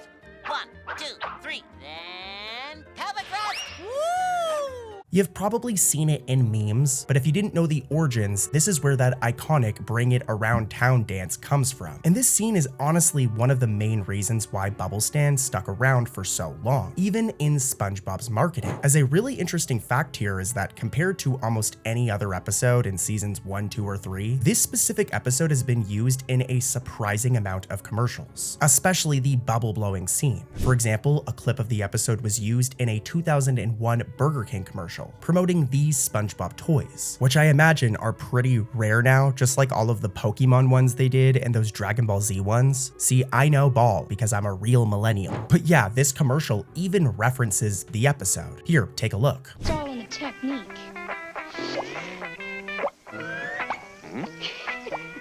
We're not just blowing bubbles, we're making bubble art. Will you look what the tide dragged in? That same scene also showed up in other advertisements over the years. For example, a clip of SpongeBob's Bring It Around Town moment was also used in a Nickelodeon fruit snacks commercial, which was probably really nice for Nickelodeon because they own SpongeBob and didn't have to pay for any rights. But yeah, here's the commercial. Bring it around town. Man, if you grew up in the 2000s, you guys know that fruit snacks and little gummies like these, like those Scooby Snacks gummies, and all of the other ones were like a major part of lunchtime at school. You guys know what I'm talking about? I remember trading those for other snacks. Another big thing from my childhood was breakfast cereal, and in 2017, Honey Nut Cheerios did a commercial that actually features elements of this episode. What's crazy is that commercial's from 2017, so even years later, after all of the other SpongeBob episodes we had, companies still want to pull from this episode Bubble Stand. This bubble blowing scene also made its way into SpongeBob video games, of course. For example, in the Game Boy Advance version of Revenge of the Flying Dutchman, SpongeBob's Bring It Around Town dance is used as a celebration animation when he completes a tile puzzle. This was like perfect, you know what I mean? Like that's kind of just perfect to use that as a victory dance in a game, so shout out to the developers. Also though, if we take a look at the game Legend of the Lost Spatula for the original Game Boy, that jester also appears appears as an idle animation, as you can see here. And if we take a look at the box art for the game and we flip it around to the back, look, we can see that there's art of SpongeBob doing the bring it around town motion on the back cover of the game. So hopefully you guys see why I'm rambling on about this now. Like, this one episode has been used in so many other promotional avenues for Nickelodeon. Like, I mean, for a joke from one of the earliest episodes in the season, it ended up having a surprisingly long shelf life across the franchise, right? I'm pretty sure a scene from this episode even appeared in the movie Zephora. It was that board game movie. It was like pretty much a ripoff of Jumanji, if you guys know what I'm talking about. But let's move on because there's other things I want to talk about regarding this episode other than commercials. As this episode actually created a pretty weird lore issue. During SpongeBob's bubble demonstration, SpongeBob blows several different bubble shapes, and one of them is a butterfly, as you can see here. Now at the time, this was just another example of SpongeBob being weirdly talented at making very detailed bubbles. Like, he's actually really good at this. But the problem comes in the next season with the episode Wormy. Back in that iconic episode, another really good one, SpongeBob does not seem to know what a butterfly is. He acts like he's never even seen one before. What is that thing? I don't know, Patrick. But whatever it is, it must have eaten Wormy! Once Wormy transforms into an actual butterfly, SpongeBob and Patrick are like terrified, thinking it's some monster that's gonna eat their heads off. And this creates somewhat of a minor plot hole, because SpongeBob has already interacted with a butterfly-shaped bubble back in Bubble Stand. Like, the dude literally made the bubble, so he must have known what a butterfly was, right? Of course, it's not a huge continuity-breaking issue, since SpongeBob is a cartoon and isn't necessarily known for perfect consistency, but it's still kind of funny. But another detail that's easy to miss in Bubble Stand happens right at the beginning of the episode, as this is actually the first episode where we've seen Squidward playing his clarinet. And now for some soothing sounds from Squidward's clarinet. Thank you, thank you.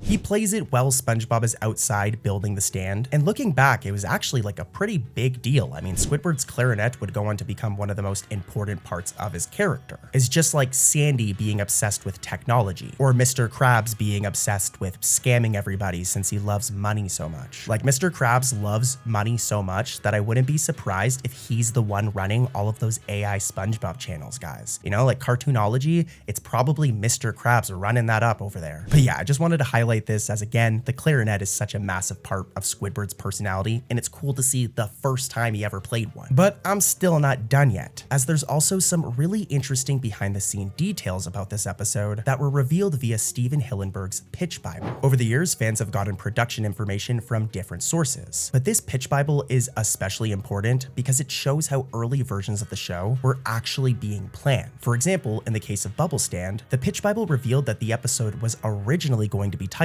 just Bubbles, so a much simpler title. This pitch Bible also revealed a change involving one of SpongeBob's bubble creations earlier in the episode. In the final cut, like the version that aired on TV that me and you watched as little kids, one of SpongeBob's bubbles floats into Squidward's house, and it's in the shape of an elephant, as you can see here. But it was revealed in the pitch Bible that this bubble was actually going to be a tugboat instead. Another one of the creations that SpongeBob makes in the episode, for the record. Is it a big deal? No, but it's a detail that only somebody as nerdy and dorky as me would care about. And now if you're ever chilling with the homies and you're watching this episode, you can be like, actually, this episode was going to be titled Bubbles. I'm sure that's how I sound when I make these videos. But yeah, there is one more thing I'd like to talk about, as this episode's legacy has continued much later in the series as well, as Bubble Stand was actually referenced 25 years later in the episode Friendiversary, during a quick scene where Squidward is trying to restore SpongeBob's memories.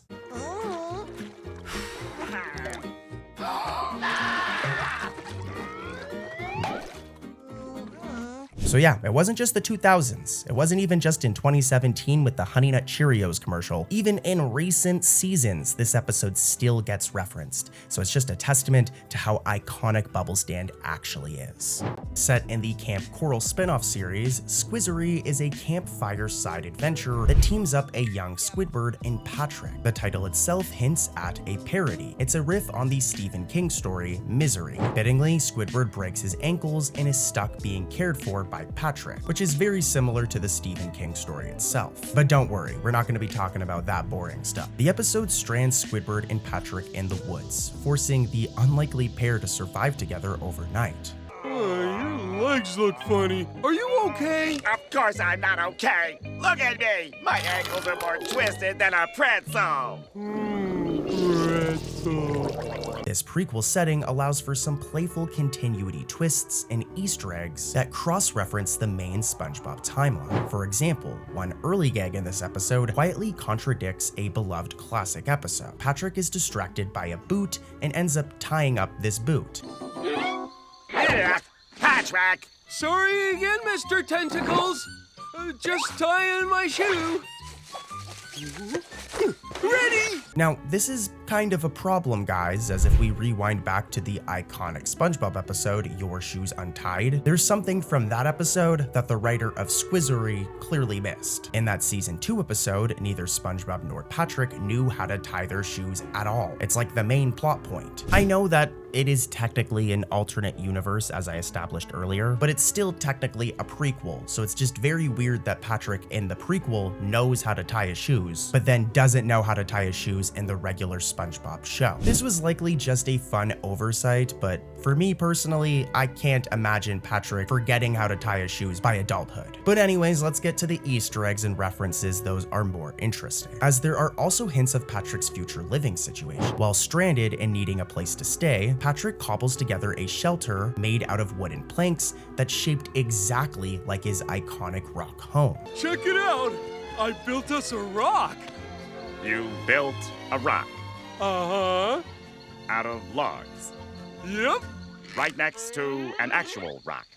Correct. This is a really cool bit of continuity and a cool reference to the original SpongeBob show. But keeping it moving, meanwhile, Squidward's misery in the woods gives rise to a brilliant pop culture reference. As Patrick cheerfully prevents Squidward from escaping, for Squidward's own good, of course, according to Patrick, Patrick responds to Squidward's orders with a deadpan line that may be familiar to some nerds out there. Just leave me alone! I'm afraid I can't do that, Mr. Tentacles. Until you're all better, I'm going to do everything for you. See? This is actually a direct parody of Hal 9000's famous line, where he says the following. Open the pod bay doors, Hal. I'm sorry, Dave. I'm afraid I can't do that. So yeah, this is a reference to 2001: A Space Odyssey, a really cool reference for sci-fi fans. But visually, Squizzery keeps the Easter eggs coming. We're not done yet. At one point, a completely out-of-place landmark appears during Squidward and Patrick's trek back to camp. The Brooklyn Bridge can be glimpsed in the background right over here. It's a surreal blink and you'll miss it detail, implying the camp might be nearer to the surface world than we thought. But more likely, it's just a funny gag. Once the pair finally return to Camp Coral at sunrise, with Squidward tied to Patrick's back, they stumble into the boys' cabin. And this is where we can find some more Easter eggs, but we need to keep our eyes peeled, okay? For a split second, we can see SpongeBob inside reading this Mermaid Man and Barnacle Boy comic book, which makes perfect sense in this timeline. Of course, young SpongeBob would be a huge fan of superheroes, especially the Mermaid Man and Barnacle Boy series. And there's a few more things here, alright? When everybody leaves and Squidward and Patrick dance, we can see the camper rules list right here, and one amusing rule reads, all jazz must be smooth. This is also a reference. It's a wink to the SpongeBob episode Smooth Jazz at Bikini Bottom, the episode where Squidward obsesses over smooth jazz legend Kelpie G. So nice to be surrounded by such kindred spirits. You can say that again. It's a rare treat to mingle with true diehard smooth jazzes. You said it, lady! I've been a diehard since 10 this morning! Clearly, even as a kid, Squidward is already enforcing jazz standards in their shared space, with him demanding that any jazz in his dorm must be smooth. Very funny. Let's talk about the episode Unreal Estate next. It's from season 10. In this one, Squidward tricks SpongeBob into thinking his pineapple house is dangerous to live in, hoping SpongeBob will move away. Well, as SpongeBob daydreams about new homes, the episode pays homage to SpongeBob's history in many subtle ways. Right from the title card, Unreal Estate telegraphs a hidden gag, with its background art being pretty much the same as another episode's background art, Sentimental Sponge. Both cards share a bold, colorful, geometric pattern. The only difference is the color, with it being pink in Unreal Estate and yellow or orange in Sentimental Sponge. And while it's possible that they may have just reused the asset, SpongeBob writers and producers and artists in the past have done this, where they use a similar piece of art in the title card to pay homage to an older episode. I am rambling though, and this one definitely sounds like a little bit of a reach, but let's head over to more interesting Easter eggs. Next up is Hot Pearl Tato, another episode from Camp Coral. When a baby Pearl Krabs shows up at Camp Coral, SpongeBob and friends struggle to babysit the mighty infant. I mean, considering how much of a pain Pearl is like in regular SpongeBob, just imagine like baby Pearl. This girl one time almost flooded the entire Krusty Krab because she couldn't find a date to prom. Here, take SpongeBob! The fry cook! Do you know what that would do to my complexion? People will mistake me for a planetarium. What do you mean?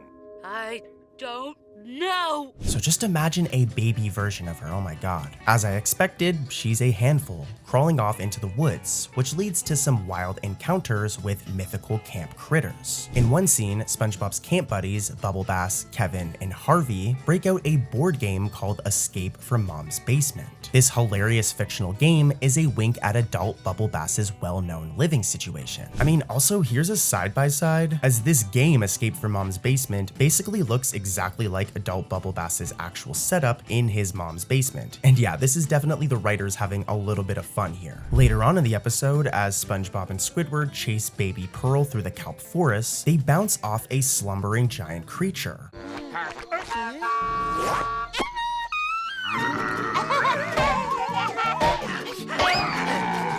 And this thing should be familiar to you guys. It's a sea moose, also known as a moose snail. Now, eagle-eyed fans may recognize this beast, as it first appeared in the main series episode, A Cabin in the Kelp, blocking the Gal Pals road trip.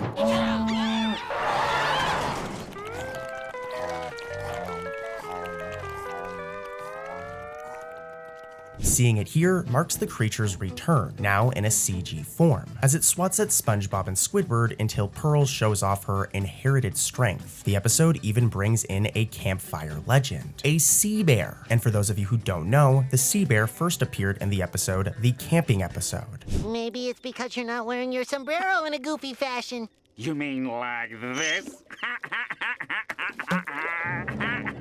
No, like that. It's had a few brief appearances since then, but its main role has been in the camping episode from season 3 where it beats up Squidward, so it appearing here is definitely some sort of reference. So yeah, lots of interesting Easter eggs in this episode, and let's keep it moving.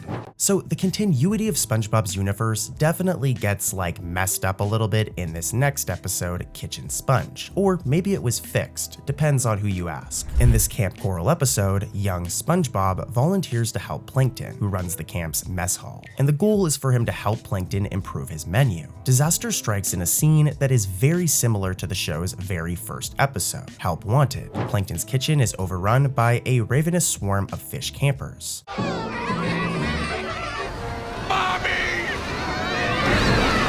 A chaos that directly references the anchovy feeding frenzy from Help Wanted, the 1999 plot where the Krusty Krab was pretty much attacked by hungry anchovies. Here in Camp Coral, it's a fun reversal. Plankton experiences the same sardine-style stampede that Mr. Krabs once did, a really cool nod to SpongeBob's origin episode. Later, Plankton decides quantity is the answer and concocts an army of Krabby Patty creatures to serve everyone. And this is another reference, as these living patties are nearly identical to the patty monsters from another SpongeBob episode, Dream Hoppers. Here's a side-by-side, and it's not exact, but it's pretty close, and I think this is a reference. In fact, the concept of sentient Krabby Patties causing mischief first appeared in Dream Hoppers, and Kitchen Sponge brings it back, showing Plankton unleashing a legion of googly-eyed burgers. Now I'm hungry. All of this, though, is light compared to this episode's ending, which has a very very big moment for SpongeBob continuity. One big debate at this time was how Sandy could have been a part of Camp Coral, right, which is a prequel series to SpongeBob, when there's an entire episode in season 1 of original SpongeBob showing how Sandy and SpongeBob met. And in that episode, it's very clear they've never met before.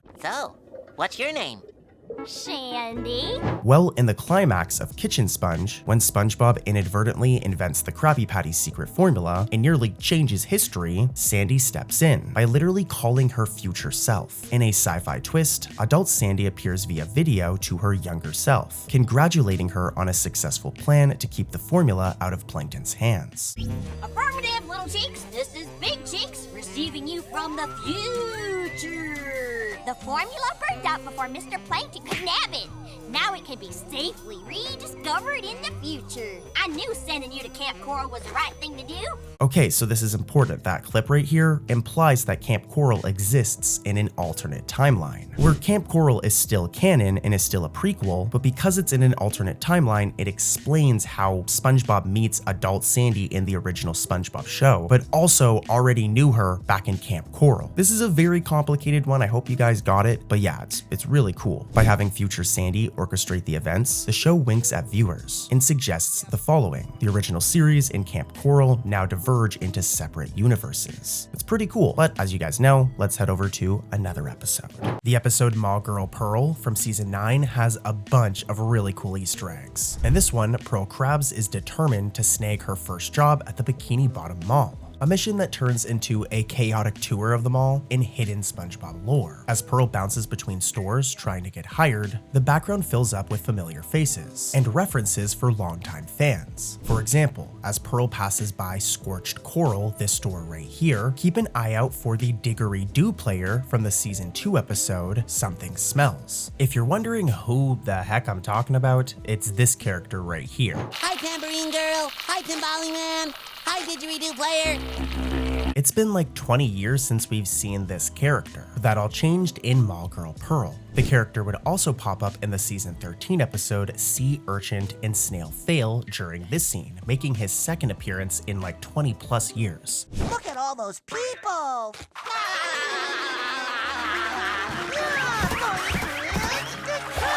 I know he seems like a random background SpongeBob character, but he's a very rare character. Heading back over to Mall Girl Pearl, there's other random characters that pop up in the background that we have not seen in a long time. Other rare characters. For example, Carl, the overzealous manager from the episode Selling Out. Hi, gentlemen, I'm Carl. I'll be your new manager. New manager? I think you'll find working at the Krabby-O Mondays to be both a learning experience and an enjoyable one. Yeah, that guy right there, he's spotted twice at the mall. Once outside the Bangles and Dangles store, and later in the food court right here. Carl's cameos nod to his infamous stint running Krabby-O Mondays in season 4. So it's pretty cool to see him pop up again, even though it's also very random. But there's more. At one point, we see this graffiti door during the fight between Pearl's bullies and the crazy grandmother. As we can see right here, we can see Squidward smells and Krabs is a blank, a direct throwback to this scene from the SpongeBob episode Sailor Mouth.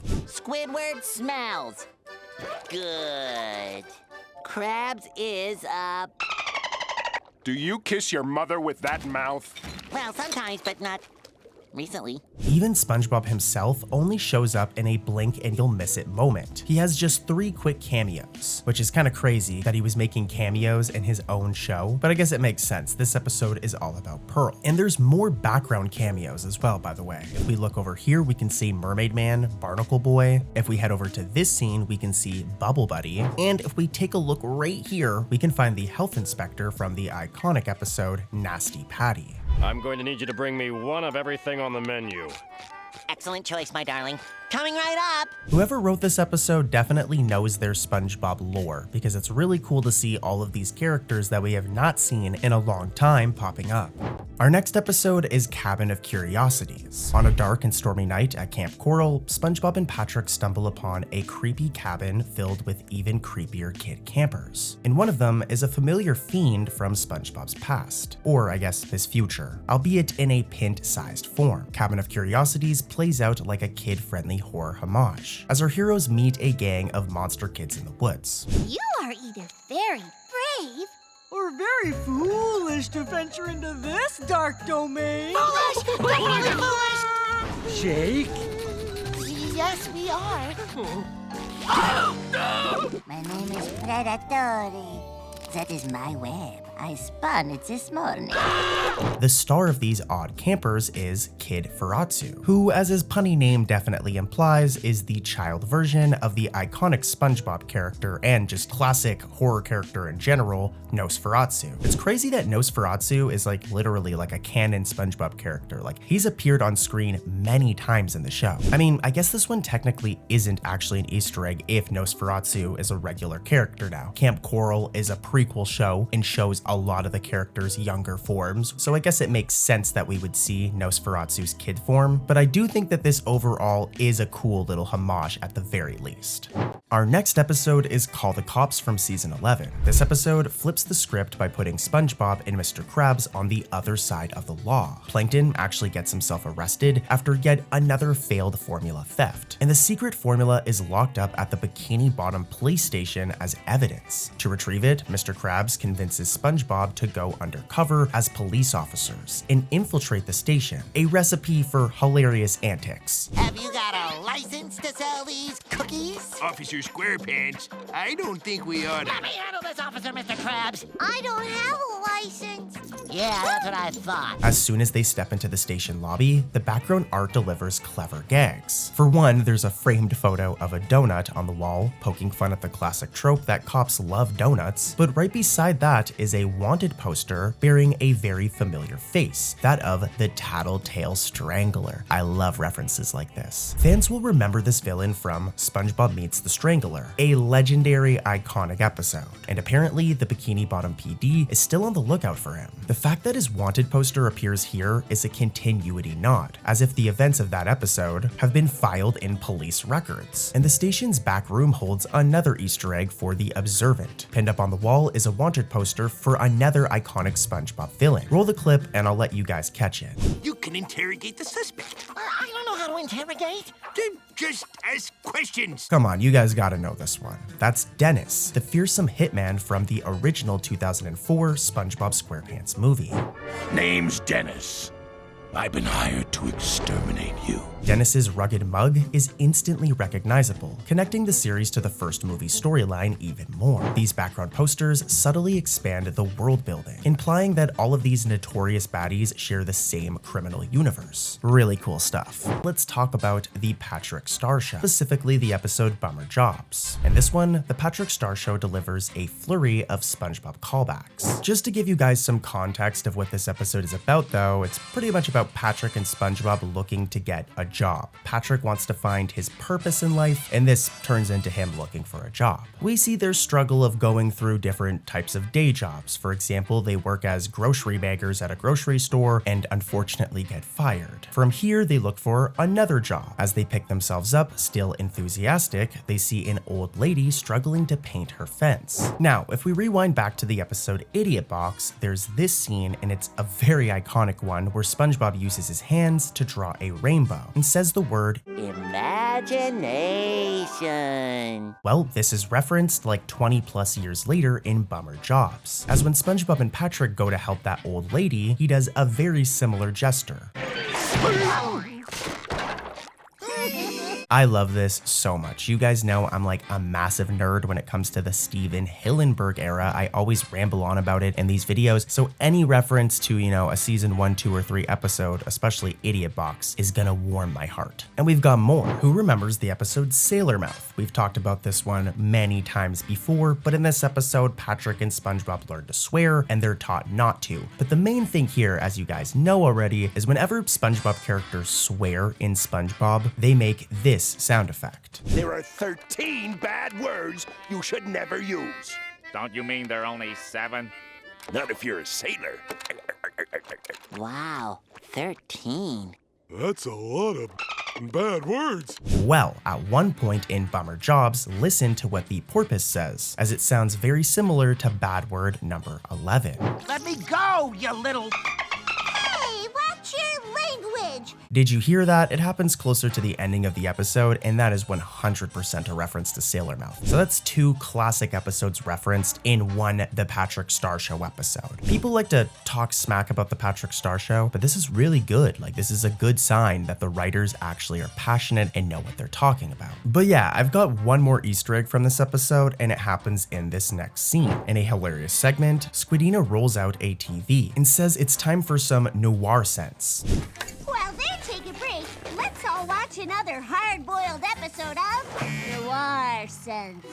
Suddenly, we're now in a black and white detective parody where Fred the Fish is being interrogated. And if you listen to what he says, it's a very clear reference to, his entire character. This is the whole point of Fred the Fish at this point in the show, is to scream the following. This is a brilliant send-up of the running gag, my leg, usually heard whenever Fred gets hurt in classic episodes. For example, here's like a couple of times in older episodes where we hear him say it. Here's a little compilation, a little montage. My leg! My leg! Thank you! My leg! My leg! It is crazy how many things they hide in these SpongeBob episodes, how many references there are to older episodes, and I love it. Mr. Krabs has quite the misadventure in the episode My Two Krabses from season 12. It all starts with Mr. Krabs sneaking in a tanning session without his shell in his office before a date with Mrs. Puff. It's crazy to think that these two have been like on and off dating since like season 2 or 3. But anyways, eventually SpongeBob walks in to deliver some ice cream. But instead of finding Mr. Krabs, he only finds this. Mr. Krabs, are you okay? Speak to me. We're gonna get into the Easter eggs, don't worry, but you guys need the context of the plot for them to make sense. But from here, SpongeBob literally assumes that Mr. Krabs has melted. Oh, look at that! And right before his big date tonight. What a shame. A date? Oh, must love die meltily in my arms too.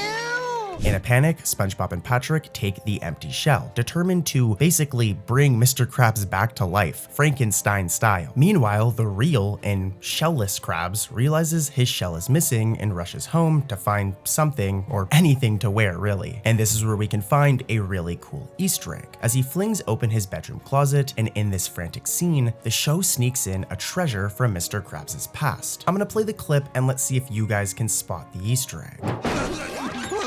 Okay, I knew that spare is in here somewhere. Aha! Let me explain. So among the tossed outfits is this bright pink flower print cuddly crab uniform. And this is specifically from the episode Bossy Boots, a season 2 episode. Longtime fans will recall that in this episode, Mr. Krabs briefly transformed the Krusty Krab into the cutesy cuddly crab. Well, actually, it was more that Pearl did this. Mr. Krabs was kind of just forced to do it. And as you can see in this clip I'm about to play, they had to wear these exact same outfits. Only a fool would wear that. Avast, ye shipmates! Don't these just shiver your timbers? Seeing this ridiculous attire resurface here, only to be deemed unwearable by Mr. Krabs, is a delightful Easter egg. It confirms that Mr. Krabs hung on to the old uniform, and it adds a layer of irony to his wardrobe scramble. But the closet gag doesn't stop there. Mr. Krabs also tosses out a chicken costume, the same one that SpongeBob once wore in the episode Cephalopod Lodge. Here's a side-by-side, and yeah, I think that that's a reference. And we've got more. Let's head over to another episode. Next up is the episode In Search of Camp Nudist. In this episode, SpongeBob and friends hear a rumor of a secret nudist camp in the woods. Yes, you read that right. So the group set off on a curious quest to find it. SpongeBob, Patrick, and Sandy tromp through the forest in search of the fabled Camp Nudist, while camp counselors Mr. Krabs and Squidward chase after them in a panic. I mean, they definitely don't want a bunch of kids stumbling onto naked campers, right? As the hike wears on, Squidward grows exhausted, and this is where we could find an Easter egg. In a dramatized moment, Squidward collapses and wheezes for Camp Master Krabs to go on without him, and what follows is a cheeky nod to SpongeBob's own theme song. Mr. Krabs shrugs and immediately marches ahead while whistling this. Roll the clip. You'll have to go on without me. Okay. What?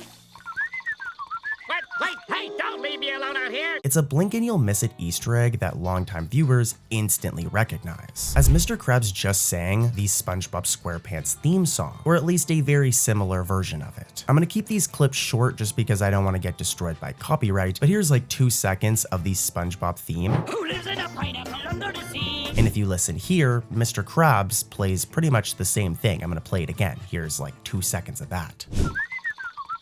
Wait, hey! Really cool, but let's head over to another episode. Just a little reminder that if you're still awake, you should be sleeping. And if you're still awake, you might as well grab your phone and subscribe to us. Please do it. I'm trying to hit 10K and we're really close. So if you enjoy my videos, I'd really appreciate it. At least I'm not like all those other crappy AI SpongeBob channels. I'm a real person. I'm gonna be doing my face reveal soon. This is my actual voice. Blah, blah, blah, blah, blah, blah, blah, blah, blah, blah, blah. There's no AI. All right, go and make AI do that, but I'll do it on camera soon to prove it. But make sure to subscribe, guys. I love you. And back to the video with some more Easter eggs.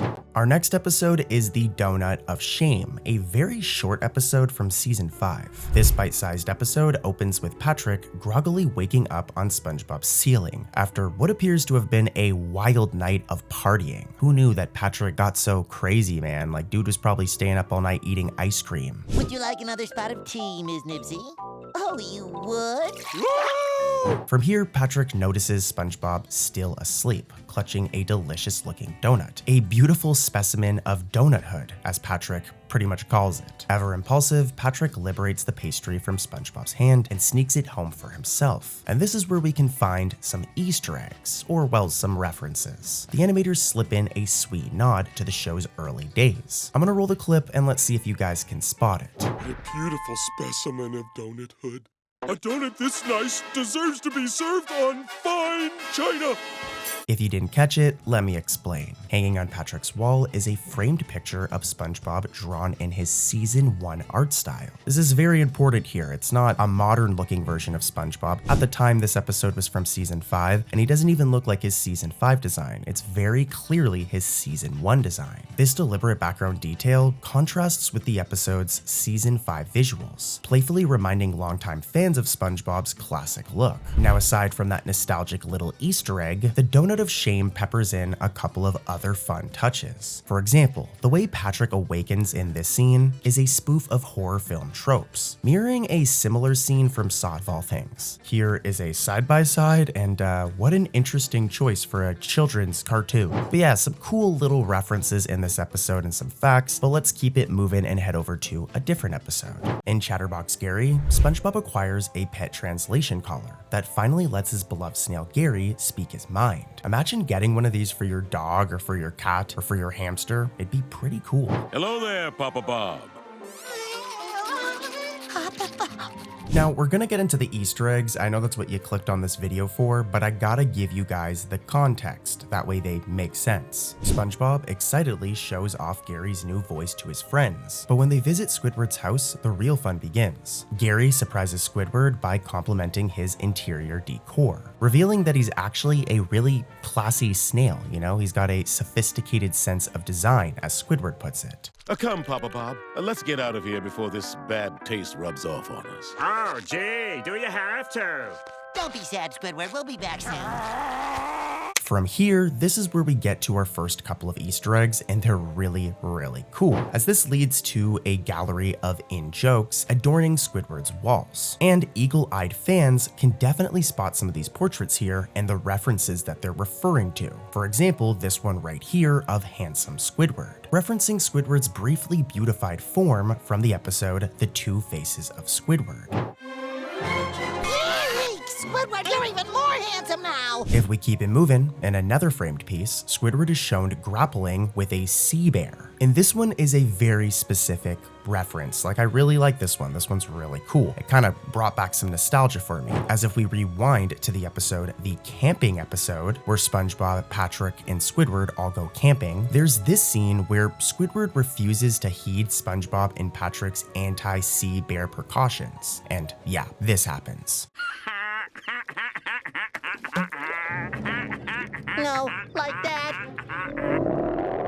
Here's a side-by-side, and yeah, this is a really cool callback. If we head back to Squidward's gallery, there's even this painting of a very specific sculpture. It's right here, I'm circling it, and it's a reference to Squidward's sculpture from the episode Are You Happy Now? Again, here's a side-by-side, and yeah, this one's also really cool. And there's more, so let's keep it going. For example, this image right here references the episode Not Normal, specifically this scene, or how about this one? This one references the episode Gone. Here's a side-by-side with the episode Gone and the picture or the portrait, and as you can see, this is a reference, really cool. There's like 3 or 4 more, but I'll let you guys talk about them in the comments. What other portraits here are references to older SpongeBob episodes? To be honest, you shouldn't even be answering this because you should be sleeping, but if you aren't sleeping, it's okay, you can answer this one, but then go like right back to sleep. Alright? Anyways though, the Easter eggs continue when Gary snoops in Squidward's closet. And guys, this is a big one, especially if you're an old school SpongeBob fan like me. I've been watching this show since I was a little kid, even during the Steven Hillenburg era, and this Easter egg really hit me in the heart. Who remembers the episode Band Geeks? In this one, Squidward's arch rival Squilliam shows up, and things get very competitive between Squidward and Squilliam, with it basically leading to Squidward having to form a band and perform at the Bubble Bowl. Well, take a look at this scene where Gary snoops through Squidward's closet. Oh, tacky. Hold on now. You may have missed it, but look. Hanging inside is Squidward's marching band uniform from that episode, Band Geeks, complete with everything. Like here's a side-by-side, and this is a very clear reference. It's a blink and you'll miss it tribute to Squidward's triumphant Bubble Bowl performance, and it's pretty awesome. Altogether, Chatterbox Gary cleverly weaves these references into the scene, implying that Squidward has kept memories of his many adventures, from the good to the bad, and even the handsome. But let's keep it moving and head over to another episode.